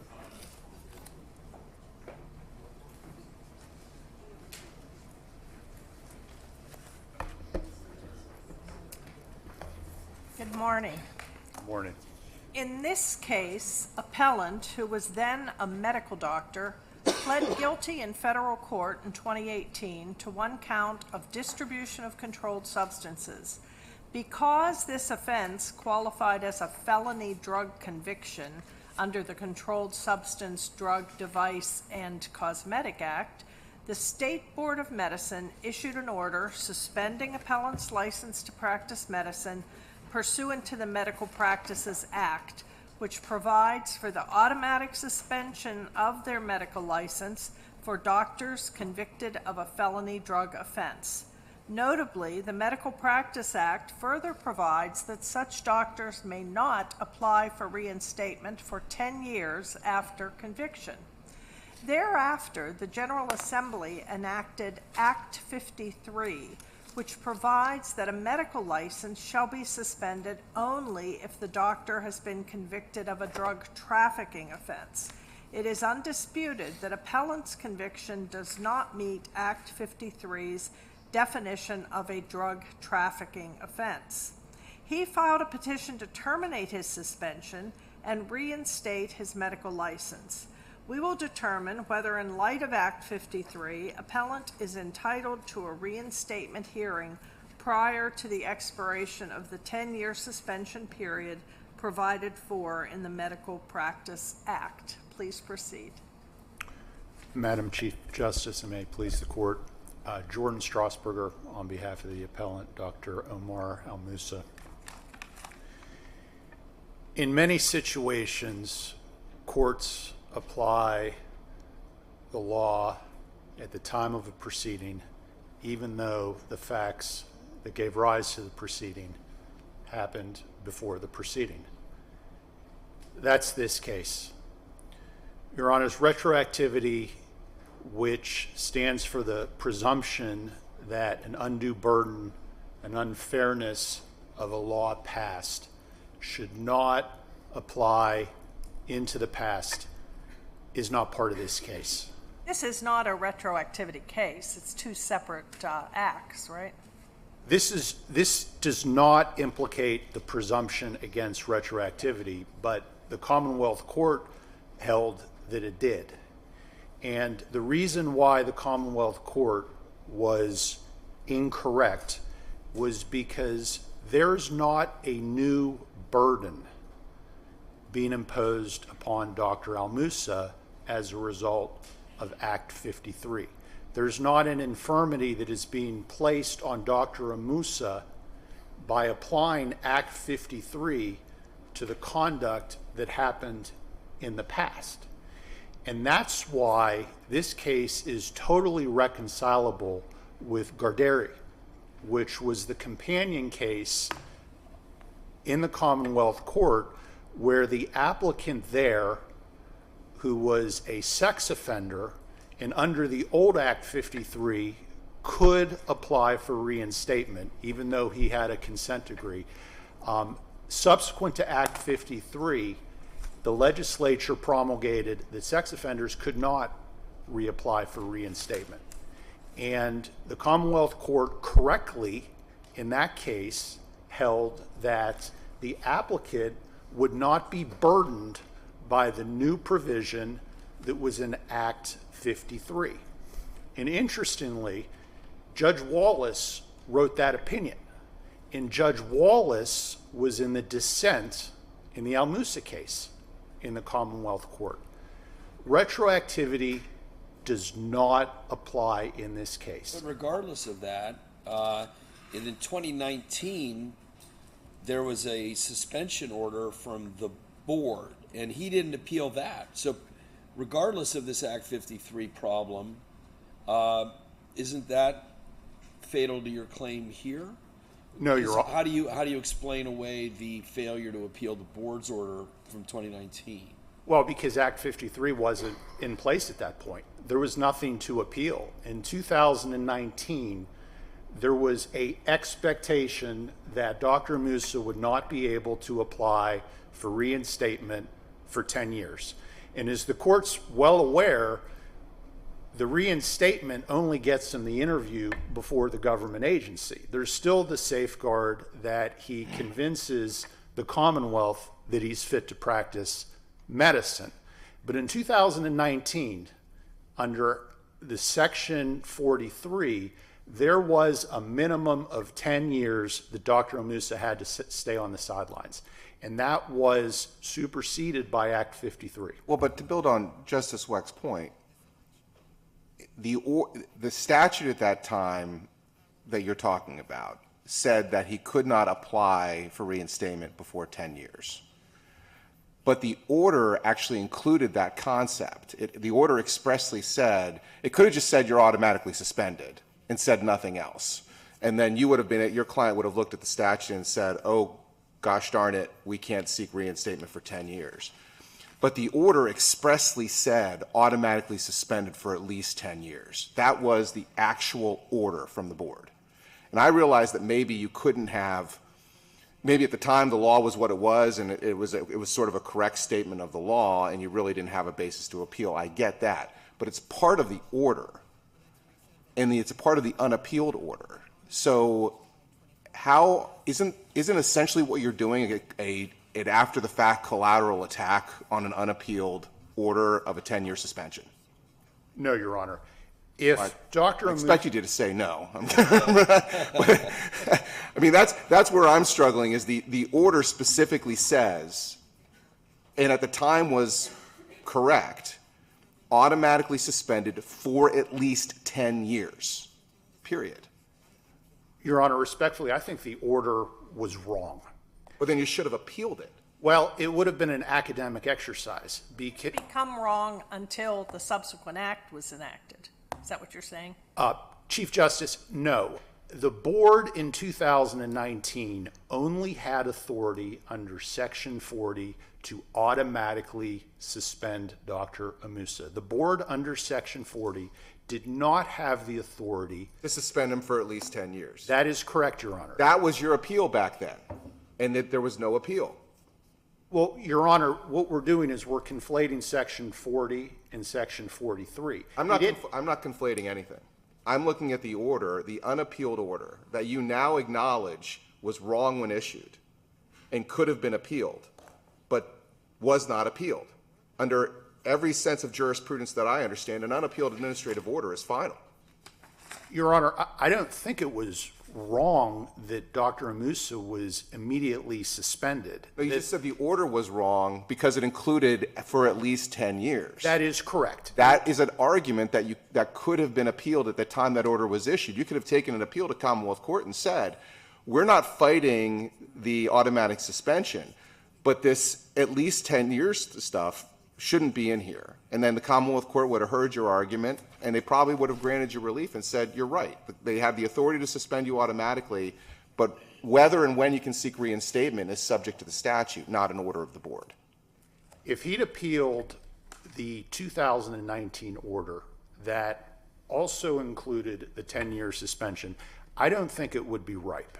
Because if you look at Section 40 and you look at Section 43, and they are supposed to be read together, right? It's a comprehensive statute, and they're supposed to be read together. But if he'd appealed to the Commonwealth Court in 2019, he wouldn't have won. I mean, the Commonwealth Court would have said, That's a heck of a prediction. Well, because the Commonwealth Court respectfully would look at Section 43 and say, what are we doing here? He has to sit on the sideline for 10 years, and maybe the board put in the order the 10 years. I don't want to call it superfluous, but it was out of the jurisdiction of the board under Section 40 to put that in there. I agree. So I don't know if I answered the Justice's question on that, but no, he didn't appeal. But what the Commonwealth Court correctly did find in this case is that the denial of his petition to reinstate in 2021, after Act 53 was promulgated, was a appropriate appeal. And that's how we end up here this morning. Do you think that that 2019 order, do you think it was consistent with law that existed at that time? I think that the Commonwealth Court has said in dicta that an automatic suspension also includes a 10-year suspension. I think those cases are incorrectly decided. when these cases have appeared before the Commonwealth Court, the issue before the court, the Commonwealth Court, and the holdings from those cases all involve whether or not an applicant is entitled to a hearing once the suspension is levied. Once the applicant, or at that juncture, once the doctor is convicted of a felony, whether or not that doctor is entitled to a hearing. That you see why I'm asking the question, because you didn't take that, your client didn't take that appeal back then, and I just keep wondering whether that's a problem for you here, regardless of how wrong the Commonwealth Court might have been in this context.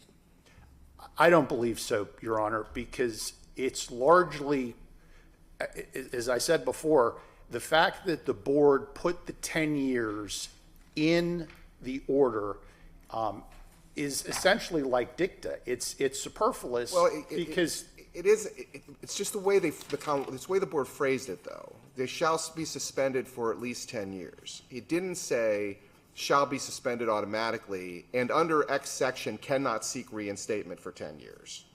And maybe my colleagues, and maybe you don't see a distinction between that, but I don't know how it's any different than a sentence, the way it was worded. You shall be confined for 24 months. You shall be suspended for 10 years. I can understand your argument, but it kind of cuts against it's not retroactive. You're essentially saying the General Assembly change of the statute essentially nullified a portion of the board's unappealed order. Well, essentially, yes. I mean, in 2019, he was subject to a 10-year suspension. But I guess what we're struggling with here is that maybe the board could have suspended him for 10 years just because they thought a 10-year suspension was a good idea, regardless of that corresponding rule that you had to wait 10 years to seek a hearing to challenge your suspension. How do we know that the board was tying that 10-year term for the suspension to that 10-year requirement for seeking a hearing? Because section 40 and 43 are in the same statute. I mean, they're read together. They're distinct provisions, and this goes to the first argument in the brief. They're distinct official actions, but they're tied together. And to repeat, for Dr. Almusa in 2019 to appeal a 10-year suspension that is contained in section 43, notwithstanding the fact that it's not contained in section 40, would be purely academic. And I don't frankly understand how the Commonwealth Court could grant him relief. At that time? At that time. Until the landscape changed, and now it's become ripe for you to challenge that 10-year suspension.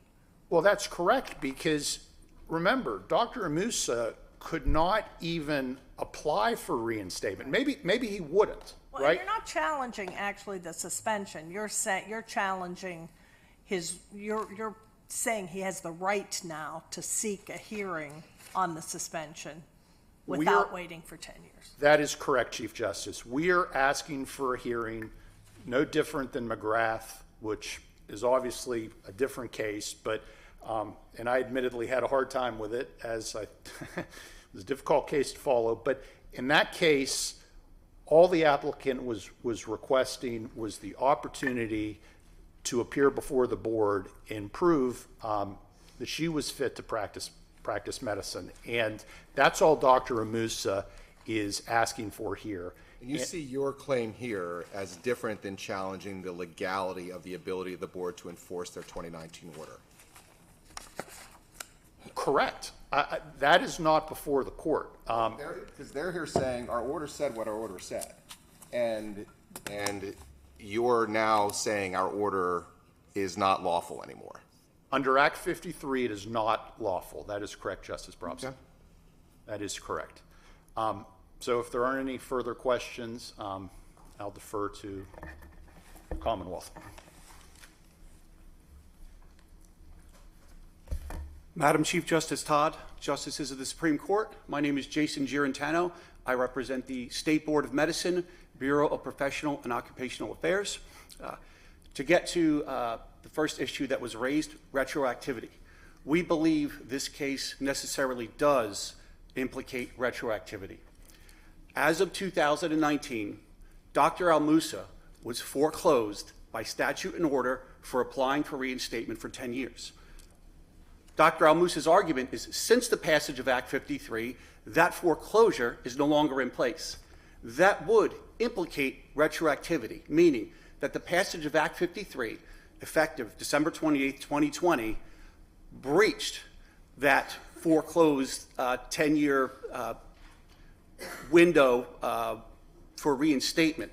So necessarily, that does implicate that. And our position here is, if the General Assembly had wanted this to be retroactive, it was free to do so. It was free to speak to retroactivity, and it should have done so in clear, plain, and unambiguous language. What's the reason that he should not get the benefit of the change in the law? The law changed, obviously. Why should he not get the benefit of that change? Because the law did change. However, the default position is laws are to be applied prospectively. The General Assembly was free to give him the benefit of that law change, but it conspicuously did not do so. And we are suggesting here that any other construction of Act 53 would implicate retroactivity. Statutory Construction Act and case law is clear. There is no statement or pronouncement from the General Assembly that this was to apply to any matters before December 28th of 2020. See, I think his argument has some good merit to it. If the order only did what the order should have only done, which is the automatic suspension, because he's seeking reinstatement at a time where the law regarding reinstatement is what it is today. And so to me, that's not a retroactive application. He's applying the law today at a period of time when he is saying he's entitled to seek reinstatement. The big problem I see for him, and I'm still wrestling with, is your order, for some reason, didn't just automatically suspend him. It imposed a sentence. It imposed a 10-year suspension, which was consistent sort of with the law at the time of reinstatement. It kind of blended the two together. If the order had not said that, if the order had just said you're automatically suspended, period, would you be making the retroactive argument? I would be. And the reason that I would be is the conviction date is what's controlling here. Dr. Almusa was convicted before Act 53. The statutory scheme in place at that time said that you are not permitted to seek reinstatement. For Act 53 to come along and to would in essence negate or nullify that provision that there's no dispute was in place at that time, Justice Brobson. That is our position here. That was the law of the land at the time that this gentleman was convicted, and at the time that the board's order was imposed in 2019. I'd like to flesh that out a little bit, because this is kind of what Justice Brobson was saying, I think, that today, now, under the current law, which is not what was in effect when he was suspended, what Dr. Almusa is doing is seeking a hearing.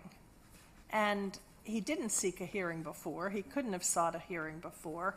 But I don't understand why retroactivity bars him from seeking a hearing to challenge the extent or the length of his suspension now that there is a new rule, a new statute on that. Well, Madam Chief Justice, a look at the record will show there was actually two opportunities for Dr. Almusa. In July of 2019 was the board's first order of suspension in this case, at which time Dr. Almusa was afforded the right to a hearing. That was the first time Dr. Almusa chose not to have a hearing in this case. Upon not availing himself of that right for a hearing, then the board entered the final order that we've been talking about in 2019, which he didn't appeal. There were two opportunities for Dr. Almusa But he didn't have the grounds to appeal it the way he does now. He didn't have the grounds to challenge it in 2019 that he does now. The only way that he now has those grounds is if we interpret Act 53 to apply to actions that took place in 2019. See, that's where I think you're losing me. You keep wanting to relate it back. The statute applies to the action he's doing right now, which is the petition for reinstatement. That's the action today under the prevailing. You keep relating it back to the original conviction. Not conviction might be the wrong word. The original, whatever, sanction, suspension. You keep wanting to go back there, but this statute he is applying now. He's not saying, oh, that petition for reinstatement I filed 5 years ago when the law was X, I want current law to apply to that petition that I filed 5 years ago. He's filing a petition now, and under the current law, he can file the petition now. He's not challenging the suspension or the sanction itself. Correct. However, I would respectfully submit that he was precluded from ever even applying for this because of the statutes that were in place in 2019. Well, I know that's your argument, but I'm just saying that I think where there might be a disconnect up here is I see under the statute a distinction between an administrative proceeding where you are held responsible and suspended, and a new proceeding initiated down the road for reinstatement, because that's how the statute is written. The statute is written that way. So he's filing a petition for reinstatement at the earliest possible time the law gives him the opportunity to file a petition for reinstatement. That to me doesn't sound like retroactivity, unless you're taking the position that the order specifically had a 10-year suspension and he's bound by that, because then that's a different argument. Because that was what the law was at the time.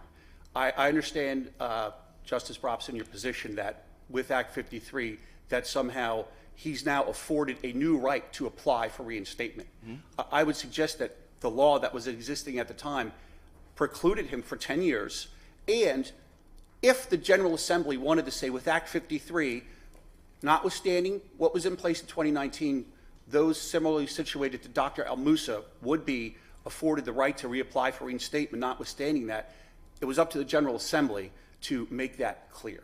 And our position is they were not clear, with no clear pronouncement, that that's what they intended to do in this case. Are there any other questions for counsel? Thank you both very much. Thank you. Thank you.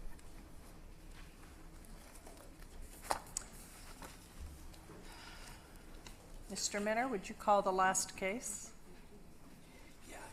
Commonwealth of Pennsylvania versus Brendan and Alexander Linton, representing Mr. Linton, Mr. Corey Wood. Yeah, thank you, Josh. It's all this stuff here, and then, Welcome back, Mr. Woods. You must like it here, as does Mr. McCarthy. One day short of the Kevin McCarthy Award. Yes. In this discretionary appeal, we will determine the meaning of the phrase reasonable efforts as used in Section 3364 of the Motor Vehicle Code, which provides that a bicyclist shall use reasonable efforts so as not to impede the normal and reasonable movement of traffic. More specifically, we will decide whether the evidence was sufficient to sustain appellant's conviction under that statute. Please proceed. Thank you, Chief Justice Todd, Justices of the Court. May it please the Court, Corey Woods here today on behalf of Mr. Linton. I don't have co-counsel with me, but I want to acknowledge counsel for the amicus curiae in this matter, Mr. Davis, who did a brief on behalf of Bike Pittsburgh and on behalf of the National League of American Bicyclists. The Chief Justice adequately and well explained the question. Is a road cyclist traveling at a cycle-appropriate speed required to pull over and wait for traffic to pass? The answer is no. It used to be yes. Prior to Act 3 of 2012, under Section 3364 B1, all vehicles, from cars to horse and buggies, when traffic approached, had to pull over and wait for it to pass and get back on the road. Act 3 of 2012 created a pedal cycle specific provision that said, you don't have to keep up.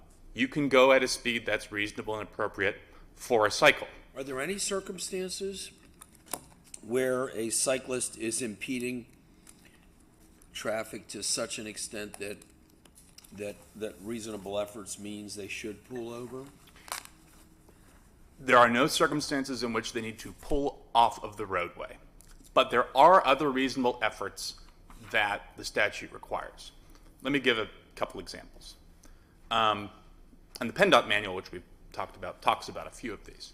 Number one, changes in speed. When there's traffic, you can adjust your speed to help facilitate a safe pass. And that's the overall point of Act 3, is to allow for safe passage of road cyclists. So change your speed. Change your lane position when it's appropriate. Signal when you're going around a curve. Facilitate a safe pass by a motorist. Mr. Woods, can I ask you about a follow-up? Can you follow up on the lane position? Because it's my understanding that cyclists are required, where possible and where feasible, to at least try to pull over to the right side without actually leaving the actual highway itself. So that's a correct statement? It's true in certain circumstances when it can be done safely given the road conditions. Obviously. It's never true on a two-lane road. That is section 3301, and it's one of the principal features of Act 3 is allowing cyclists to, quote unquote, take the lane on a two-way road. If the requirement of reasonable efforts means pull over when traffic comes, you never take the lane. So there are situations, for example, on more multiple lane roads where, or even wide lane roads, where, yeah, you can move over into the right portion of the lane. And if you review the video in this, but by the way, we're talking about 80 seconds. The pages spilled per second, it's a very high ratio in this case. But we're talking about 80 seconds of the trooper behind Mr. Linton. And for, I think, the second half, Mr. Linton does, in fact, move over to the right side of the lane. The issue is that there's oncoming traffic, and the trooper, in his estimation, said, I can't make that pass within this 80 seconds. But that's not what liability is predicated on here. At the stop, the trooper says, you should be operating on the shoulder when there's traffic. In the Court of Common Pleas, that's the theory that the DA pursues. That's what the opinion says. He has to actually leave the highway itself and move on to the shoulder? As if the shoulder were a bike lane. Are there any provisions in the vehicle code at all that would require a pedal cyclist to leave the roadway? So that's a great question, Justice Wecht. I know you asked the great ones. What about the rest of us? Yeah, I'm starting to get a complex because You just started. Justice McCaffrey just started. yeah. Mr. Woods said that my description of the case was adequate, but your question was well, great. one of the great ones. He's praised you on his podcast, but the podcast is dormant. Wait for January, Justice. So there are specific provisions of the code that say in certain particular circumstances that a cyclist has to go off the roadway. Here's one. If you're operating on a freeway, that's basically an interstate highway, a limited access highway, cyclists are directed mandatorily to operate on the shoulder. Here's why, and the PennDOT manual mentions why. When you're on a freeway, there's a big 18-wheeler coming in that right lane. And if you are not far out of the lane, you're going to get a lot of wind coming off this 18-wheeler. So it's going to blow you all over the road, big problems. It's for the safety of the cyclist. Right. And the fact that that is explicitly provided for in section 3511D, the canon of different treatment means different meaning, different language means different meaning, means that they know how to explicitly require it, and they didn't do it here. So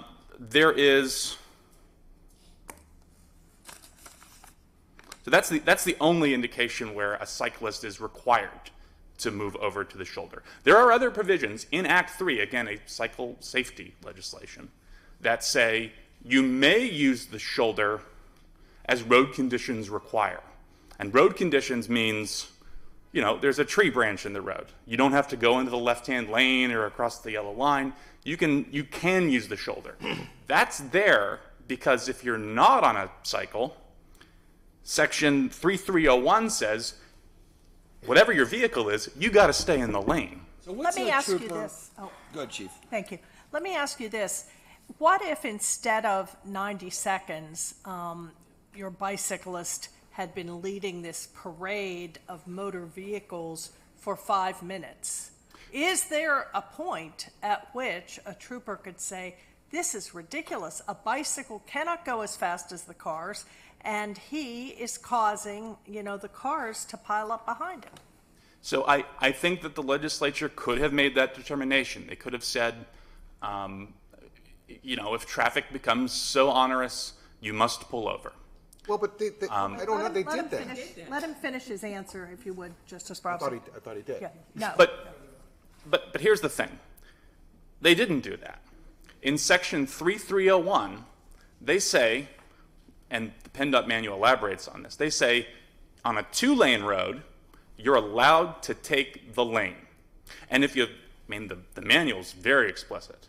It says sometimes you have to take the lane to protect yourself.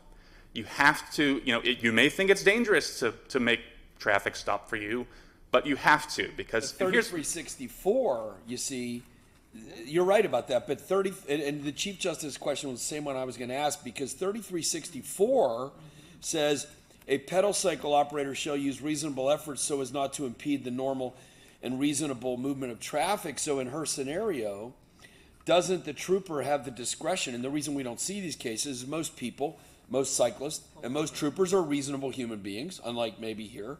And so they have the pedal cycle then, in the Chief Justice's scenario, would at some point have had an obligation to use reasonable efforts, and that parade should not have happened. So if reasonable efforts just means keep up or pull over, or means pull over at all, then there's no reason to have it in the statute. So look at it this way. If you go to 3362B2, you cross out that second clause that says use reasonable efforts. What's left? 3361, the non-pedal cycle specific provision says keep up or pull over and wait. So first of all, if those two statutes mean the same thing, they should have the same language. They don't. But second of all, the requirements hang together. The reason you have to pull over and wait, if you're in a car, is first of all, you can get to the speed limit. I don't know anyone who's getting 55 miles an hour on a bicycle, but the reason that you have to pull over is because you have a duty to keep up with traffic. Cyclists don't have that duty. Well, but Mr. Lutz, you're taking a provision applicable to a car that is different in size and different in characteristics from a pedal cycle. It seems to me that 3364 is giving the pedal cyclist a lot more flexibility on what is reasonable under the circumstances than a car, because a car only has so many options. A pedal cyclist has several options. They could move to the far side of the road without going off the roadway. A car really can't do that, unless it's a really wide road, I suppose. You seem to be taking this black and white approach that as a matter of law, a pedal cyclist is never required to pull over to the berm, even if it's safe. It's a wide berm. Even if it's reasonable, a reasonable person would do that to accommodate the oncoming traffic. But why isn't 3364B2 basically say reasonable efforts can mean anything, and under certain circumstances it can mean pull over to a safe, not even stop. You don't even have to stop. Pull over to a safe, wide, unobstructed berm. You can keep your pace if you can keep your pace. Nobody's telling you have to stop. And allow the traffic, the faster traffic, to go. Where's that prohibition? So this is a legislative judgment, and if you look at Act 3, the overall purpose of this statute is to promote cycling and make it easier and make it safer. And it is possible, and again, before Act 3, that was a requirement. Far before Act 3, it was a requirement that if there's a bike path, you gotta go take the bike path. But, you know. But now we've given Governor given cyclists flexibility to use reasonable efforts. Why does that necessarily preclude pulling over to a safe berm, not stopping? You keep going back to the idea they have to stop. I'm not saying they have to stop, but pulling over, taking your travel to a very safe, wide berm. Why is that completely excluded from the construction of reasonable efforts so as not to impede the normal and reasonable movement of traffic? So here's why. To a motorist, and I'll tell you, I don't spend a lot of time on a cycle. To an average motorist, it may appear that that is safe. The legislative judgment in Act 3, as expressed in great detail in the manuals, for the drivers and for cyclists, by the way, is that the shoulder is not safe. It's not just a matter of, is there debris on the road like there was in this case? Are there cracks in the road as there was in this case? Is there a pedestrian? Are there driveways? It's not just that. It's the traffic pattern. When cyclists ride on the shoulder, their risk of a crash increases by 5-fold. It's a safety issue. It's a safety issue. Because of debris, it could be they're not laned, they're not properly graded. There are also rumble strips. Anybody who's on a motorcycle and pulls over to the berm of the road will understand that. Precisely. And here's the other issue, and they don't say this. Was there evidence of that in this case? Was there evidence that the berm was obstructed, that there was a rumble strip? Rejected by the trial court. Yeah, was there any evidence that this particular location posed a...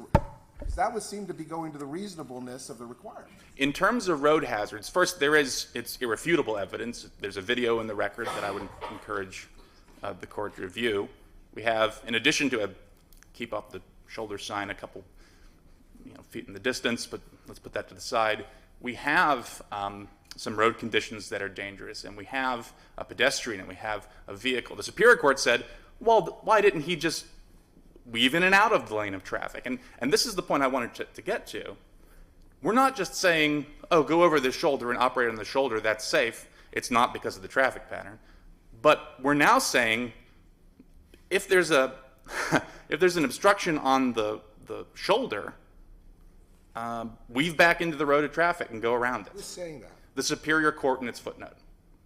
But we haven't said that. Well, precisely. And I'm just okay.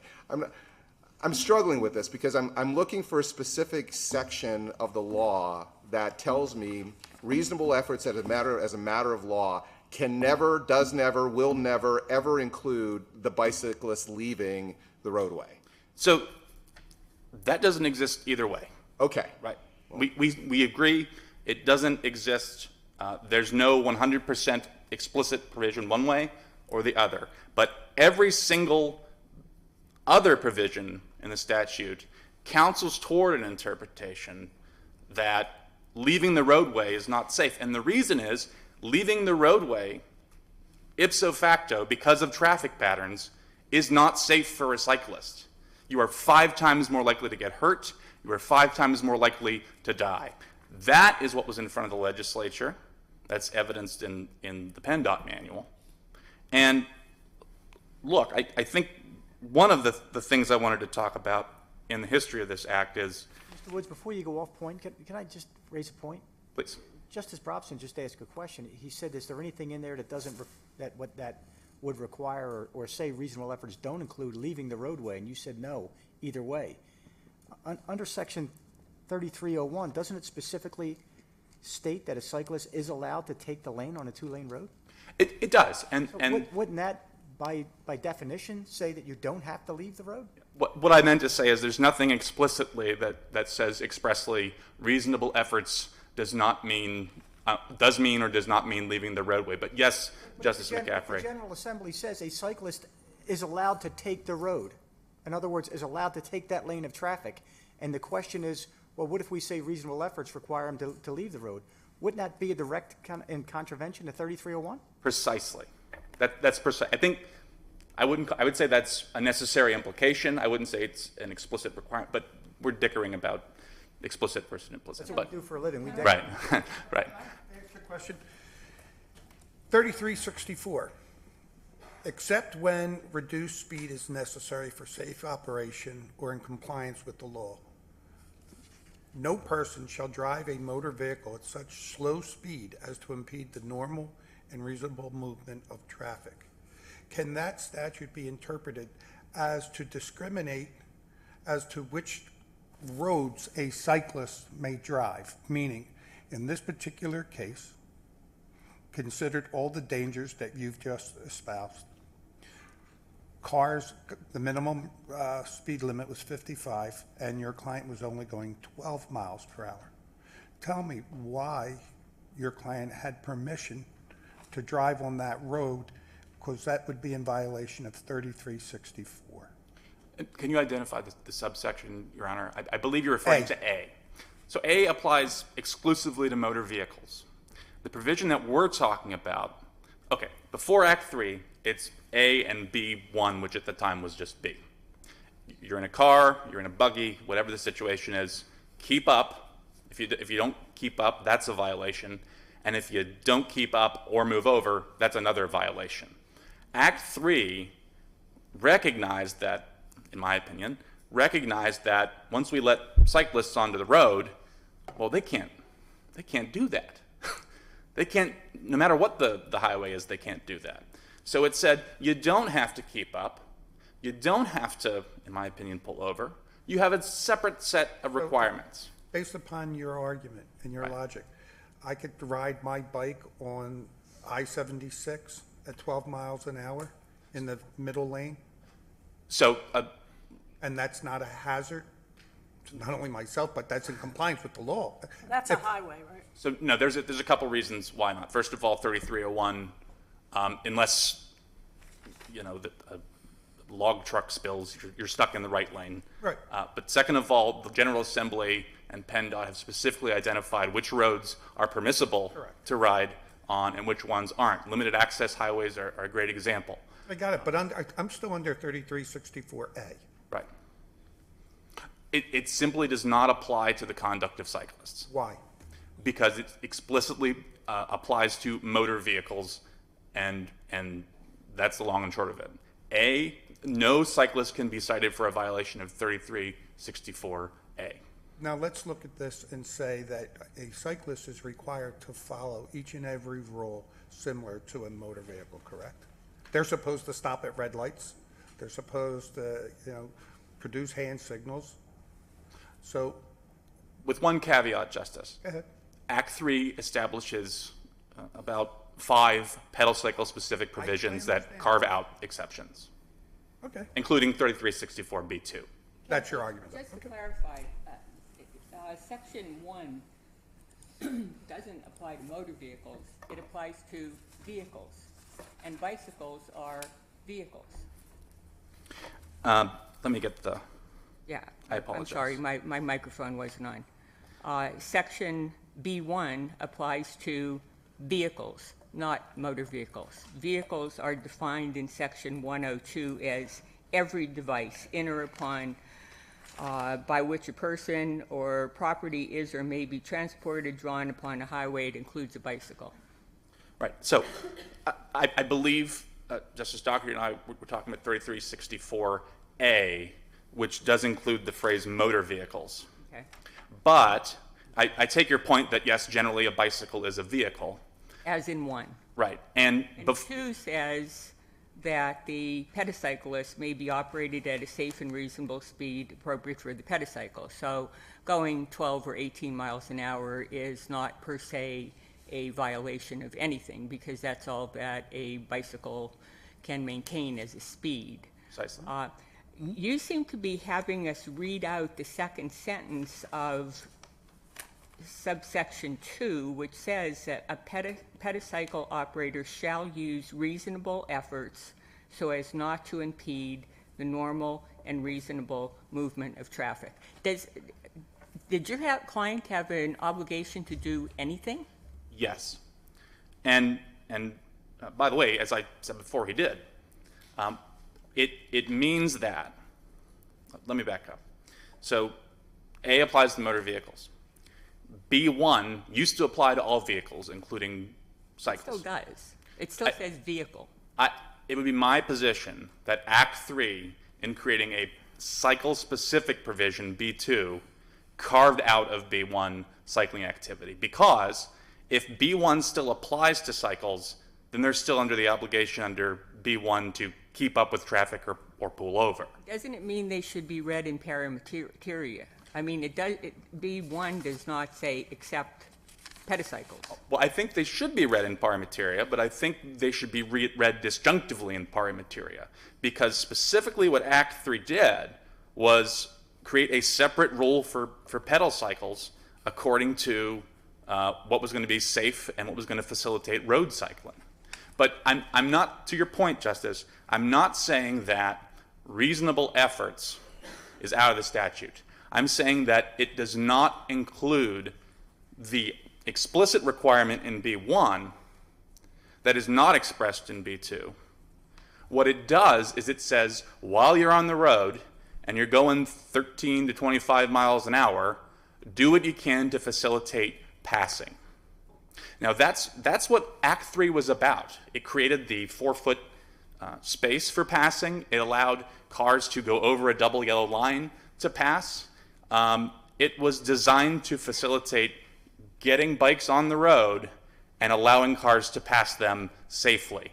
In large part, again, because if we subject them to the rule that street sweepers are subjected to, they're in real danger over there.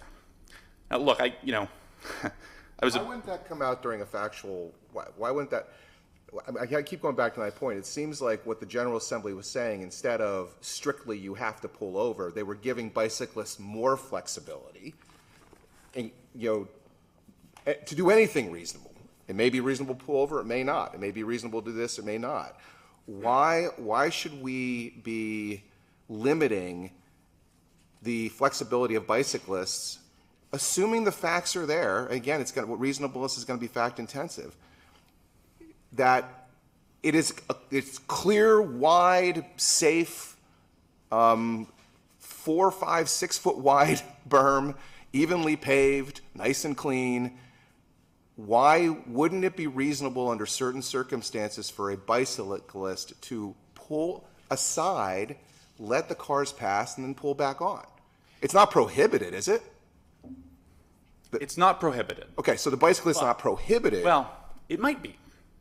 Because Section 3301 says that, well, you can take the lane and you have to stay, as a general rule, in the right side of traffic. Right. There is a provision that permits cycling on the shoulder for safety.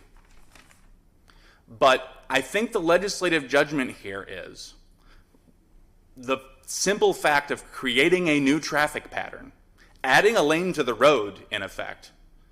I mean, it's dangerous. It's dangerous for cars. That's why we don't let cars take the shoulder in a construction situation or things of this nature. But it's extra dangerous when you don't have a restraint system, you don't have airbags, you just have your bones.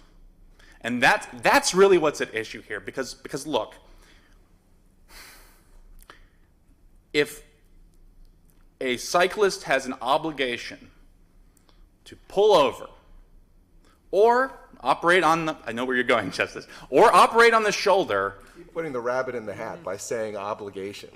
Well, it's not about obligation. It's whether under certain circumstances a reasonable effort includes pulling into the berm. Not whether you have an obligation to every time ipso facto. Well, they're going to be second guessed on their judgments on pain of a traffic citation and a summary offense. That sounds like an affirmative obligation to me, respectfully, Justice. But the case wouldn't be here if it weren't an obligation. Right. But look, we can talk about the practicality of riding in part on the road and in part on the shoulder. I'm sure they did that in 2012 in the legislature. We can talk about the relative cleanliness of the side of the road in various Pennsylvania locations. That's fine. But at the end of the day, just being over there creates a new lane of traffic. And the reason that it's 5 times more dangerous over there, it's not that cyclists are particularly afraid of a stick in the road. It's that motorists aren't paying attention to what's going on. And they're more likely at an intersection or at a driveway or at any point to, the cyclist is coming here, the motorist goes to overtake and takes a right turn, and now we have a dead cyclist. That's what was in front of the legislature when they were preparing to enact Act 3, and that's what makes road cycling safer in Pennsylvania than anywhere in the country. We have a more bike-friendly take the lane rule than anywhere in the country. And even in states, and we didn't cite it in the brief, but we cited it in the Superior Court brief, Ohio does not allow you to take the lane. It says you got to stay over. Mr. Woods. I'm sorry. Do I understand your argument to be that after we discussed 3364, that 3364, say B2, treats bicyclists different, giving them, I guess, additional rights as compared to motor vehicles, and it wouldn't make sense to give or to simultaneously take away these rights or give up the road when traffic approaches pursuant to the statute? Is that what I'm gathering from you? Right. It gives them different rights based on the different characteristics of being on a cycle on the roadway. Right. So it's giving them rights while simultaneously precluding them, I guess, or... Right. How do you take the lane? I got it. Right, I got your argument. Right. Thank you. So, look, where I was heading here, if the court makes a decision today that says, cyclists, you're not allowed to take the lane under some circumstances, I said under some circumstances. If you're not allowed to stay on the road and operate at 13 miles an hour, then what we have next is we have cyclists making judgments about when to be on the shoulder and when to be on the road. And look, as a motorist, I really don't want that. Because I really don't want to be coming down the right lane and have a cyclist make a judgment, hey, I'm going back into the lane of travel. It's extremely dangerous. And the legislature had that in front of them. And this is bipartisan, by the way. Governor Ridge started a 120-mile-an-hour road cycle. If the court affirms the conviction here today and says says what the trial court said, you act like you belong on the road, but you should have been, that's what he said. You act like you belong on the road, but you should be operating on the shoulder. Then we're going to see 5 times the amount of traffic accidents involving bikers. And look, we've seen, I didn't know anything about sort of the cycling community until I started this case. But in the last month here in Allegheny County, we've seen at least a dozen cycling accidents. One involved a 3-year-old girl. Now, what is a cyclist to do? They're supposed to do what Mr. Linton has done. He's read the vehicle code. He's doing better than a lot of attorneys in that regard. He's read the PennDOT manuals. He's looked at, transportation plans from agencies that I didn't even know exist. Talk about reasonable efforts, right? Look, there are cyclists who don't do that, and they don't do that at their peril. We cannot make doing your level best to understand what your requirements are.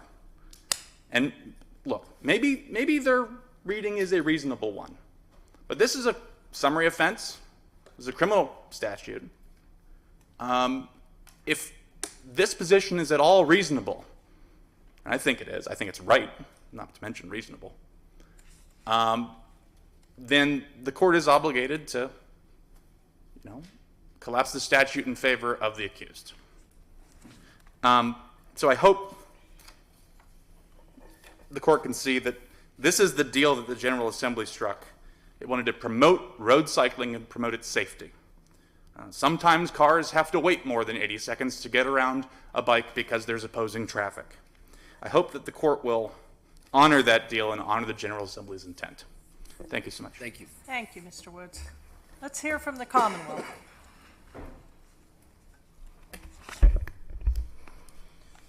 Good morning. May it please the court, my name is J.P. Colzer, counsel for the Commonwealth, Butler County District Attorney's Office.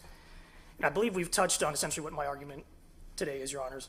This is a fact-specific analysis that we're looking at here. speed alone is not the issue.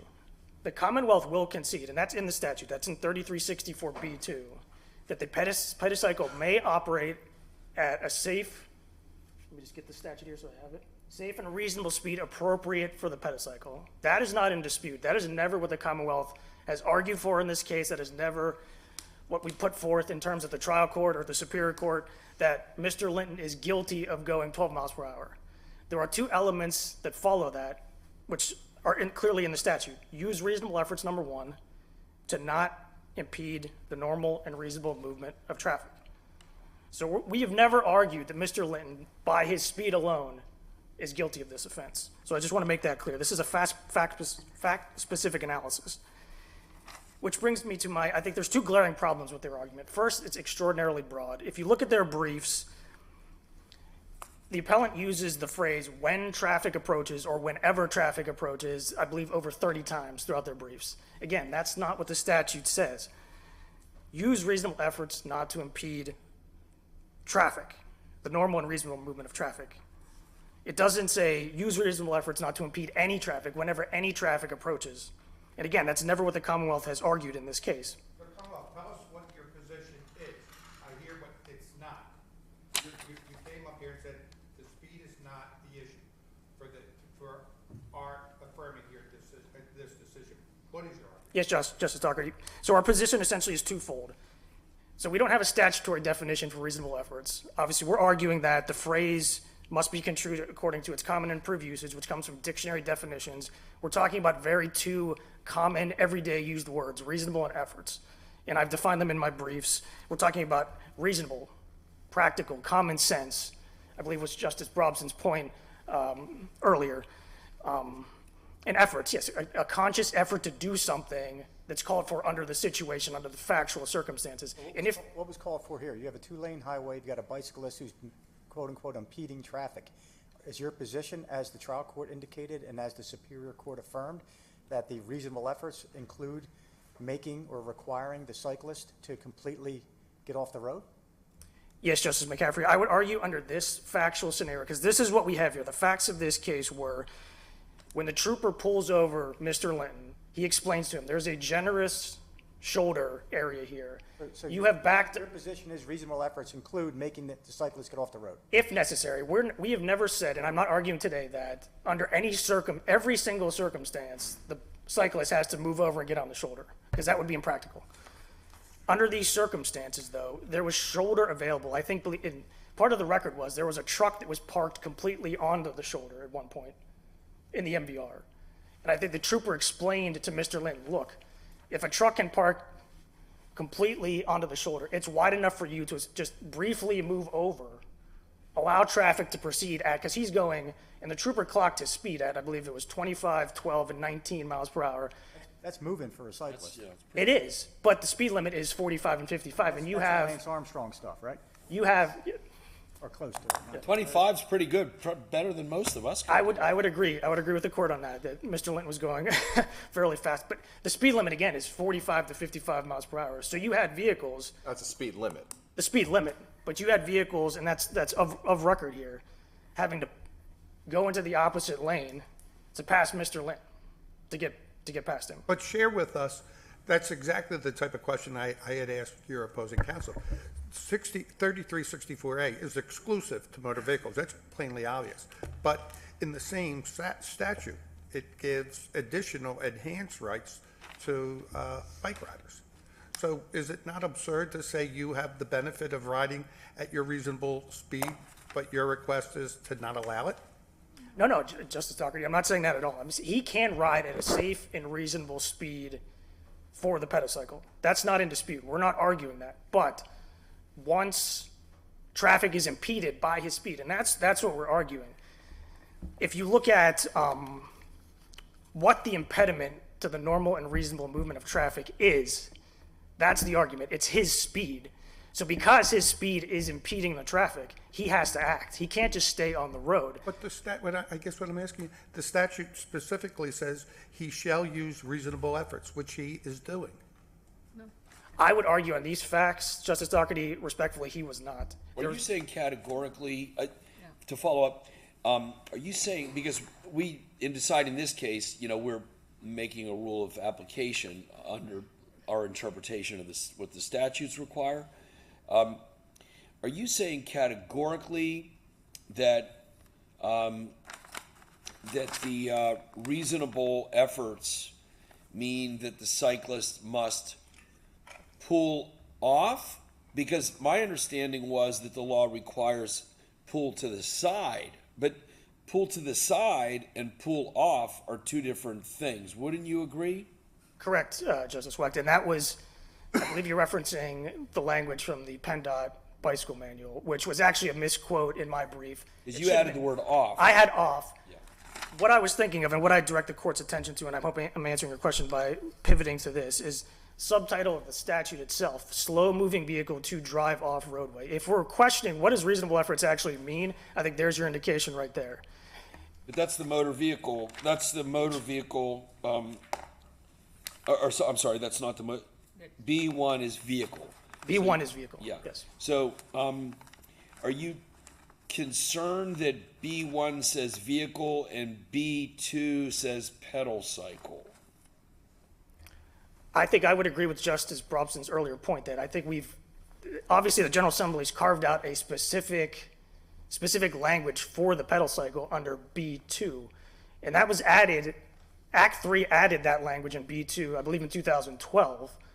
So, but again, they added it under a subtitle saying slow-moving vehicle to drive off roadway. If they had intended essentially pedicycles to be a protected class on their own, to say you can basically go any speed you want, and you don't have to do anything to react to other vehicles or road conditions or whatever it may be, then I'm assuming they would have created a separate section or made it 3364.1 and said, look, the pedicycle can operate at a safe and reasonable speed appropriate for the pedicycle, and that's that. That's sort of where their argument stops. They don't go beyond. I think Mr. Wood's argument boils down to one point. And it's a purely legal question. Reasonable efforts as a matter of law can never include leaving the roadway. And I would disagree with that, Your Honor. I know, but I think how do you respond? I mean, that's his argument. He's like, as a matter of law, yes, my client had to do reasonable efforts. Yes, all bicyclists have to do reasonable efforts. But as a matter of law, reasonable effort can never, under no circumstance, ever mean leave the roadway. I'm not sure where he's actually getting that from. I mean, I think it's refuted by other sections in the motor vehicle code. And we've talked about taking the lane in 3301. But if you look at Chapter 35, which is the special vehicles chapter where there are pedal cycle specific rules, the reference to 3301 is in 3505C. A pedal cycle may be operated at slower than prevailing speed, and it shall be in accord with section 3301B unless unsafe to do so. So again, it's not absolute. What was the evidence in this case as to the reasonable efforts that Mr. Linton used to impede the normal and reasonable movement of traffic? We've had a lot of discussion about dangerous berms and berms with holes and berms with this and that, but what was the evidence in this case about the berm? So, Justice Mundy, there was really no evidence of obstructions that were wholly preventing him from using the shoulder. Whose burden was that? That was the Commonwealth's burden, obviously. But there wasn't. He testified and basically gave a recitation of, well, I've biked on this road before, and I've seen, I believe he said, animal carcasses and potholes, but there was nothing on the record that said that the berm was unsafe to operate in this scenario. And actually, the trial court's ultimate ruling was, I believe he characterized Mr. Linton's conduct as a grave danger. So I guess what I would say, I mean, the safety has been the issue here. Obviously, they're arguing the safety of the cyclist is paramount, but that's not the facts of this case. That's the problem is the facts of this case, the facts of that case, that the rule that we articulate. Are you saying that in interpreting the statute, we should say that the law requires the cyclist to pull off the road or pull to the side of the road? What's the rule? Because this is not going to just decide Mr. Linton's case. There's a community of cyclists and a community of obviously law enforcement officers out there as well as drivers. What do you think the law of Pennsylvania is in this area, broadly speaking? Justice Weck, what I would say is I think that the court can simply say reasonable efforts may include the obligation to either pull to the side of the road or pull off of the road How does if the facts. There's this day on this road and that day on. That's not law. That's just sort of total ambiguity. I mean, how does a cyclist know? You're just basically saying it's going to be up to the individual law enforcement officer to decide what the law is, Or the aren't you? cyclist, if you say may. Well, we do. I mean, obviously, we give discretion to law enforcement to enforce these rules. All the time. But I think it has to be. Yes, I think there's probably some obligation on the cyclist to say, look, if I'm going to go on a 2-lane narrow road, the speed limit's 55 miles per hour, and I understand what I'm capable of and operate. I mean, yes, we're not expecting the cyclist to go 55. Just so I'm clear, and then I'll let you go. So you're saying that the rule that you want us to, and whether Linton wins or loses isn't the issue here. The issue is you want the rule to be that under these statutes, the law of Pennsylvania is that sometimes the cyclist has to pull off and sometimes has to pull to the side, and the fact finder, if a cyclist is charged, the fact finder will decide what reasonable efforts were in that particular case, whether it was off to the side or to the side. Is that what you're saying? I believe that's a correct characterization, Justice Webb, because yes, it's essentially what happened under these facts. Because I think basically by the General Assembly saying, use reasonable efforts not to impede the normal and reasonable movement of traffic, yes, you are giving the cyclist discretion to act how he or she may act on the road, going at the appropriate speed. But yes, I think, yeah, I mean, Discretionary conduct on the part of a cyclist. If I'm a cyclist and I'm on the side of the road and I don't feel safe to get off the road or to get up the road, and a police officer feels differently, you're punishing me for using my respect. And that's what you want to get to the business on that. We have to draw that line somewhere. Either the cyclist has the right to use the roadway, or we're going to require him to get off the roadway and get on their shoulder. Because we can't say may, because may is allowed to have better discretion on the part of the cyclist. I would say, Justice McCaffrey, essentially what I'm saying is, I guess maybe I didn't say it correctly before, but what I think the language of the statute means is it doesn't preclude essentially the cyclist from moving aside, moving off the roadway. But we're not interested in a preclusive effect. We're interested in a mandatory. Do we require the cyclist to say, you got to get off that road to let traffic go by? In which case we're saying we're making a policy decision that automobiles have priority on the roads as opposed to cyclists. Or do we say, you got to use reasonable efforts, as Justice Weck just mentioned. And reasonable efforts under these circumstances would say, get off to the far right side of the road without leaving the road itself to allow traffic to move, if possible. But I don't think it's mandatory because I think it's fact specific. I mean, I think you could come up with, I guess if the argument is that there's a bright line rule essentially that cyclists never have to move over, I think you could come up with many illogical results that we're just allowing cyclists to go any speed on the road without ever having to. That's not the law. Reasonable efforts require some effort. It's regardless of what you're saying reasonable. I'm talking about the actual roadway itself.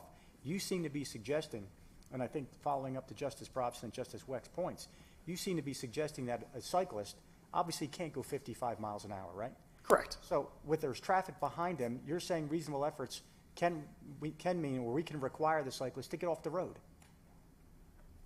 Is that what you're saying to us? Yes, but not in every scenario. It's fact specific. And I think that's maybe why the General Assembly crafted the statute the way they did. I think it'd be impractical to say, well, 2 cars, 5 cars, 10 cars, and then it's the whole factual scenario. It's can they move over? Do they have the ability to move over under the facts? If they don't, I would agree with you. They don't have to under the facts. Counsel, I think I'm just going to restate what you just said, but I mean, that was the fact question presented in this case.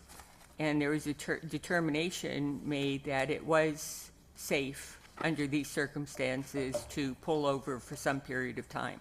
I mean, I think the question is there something here that requires us to say that a cyclist never has to leave the roadway? Is there something in the code that would prevent us from, or would prevent the trial court and the Superior Court for doing what they did here? Saying you had to pull over to the side of, you had to pull off the road and onto the berm. Is there something in the code? It says that the cyclist would never have to, in Right. any circumstances. I don't believe so. I mean, even in 3505B, it says may be operated on the shoulder. So we're I guess that's the point. I mean, you know, unless there's something in the code that says you cannot say that to a cyclist, then that is part and parcel of something that might be safe and reasonable under the circumstances. I could not find anything in the code, in the motor vehicle code, Your Honor, that said that there's really no scenario where the cyclist would have to go to the shoulder. All right, I think we have your argument. Thank you. Very much. Thank you both. Well argued. That was a good argument, guys. Yes, Thanks. indeed. Before you adjourn session, Mr. Minner, I would like to extend our thanks. First of all, this argument session concludes our Pittsburgh fall argument season. I would like to thank PCN for filming and broadcasting our arguments for educational purposes. We truly appreciate it. I'd like to thank our court crier, Brian Minner, and our prothonotary, Caitlin Gorman, as well as our court security, Gary Shovlin, John Evans, and Scott Town, along with the Allegheny County Sheriff's deputies, Santo Ruby, Mark Schmidt, and Brian Bell, who worked all week to make sure that everyone was safe here in our courtroom. Thank you all very much. Mr. Minner, you may adjourn the court. Court is adjourned.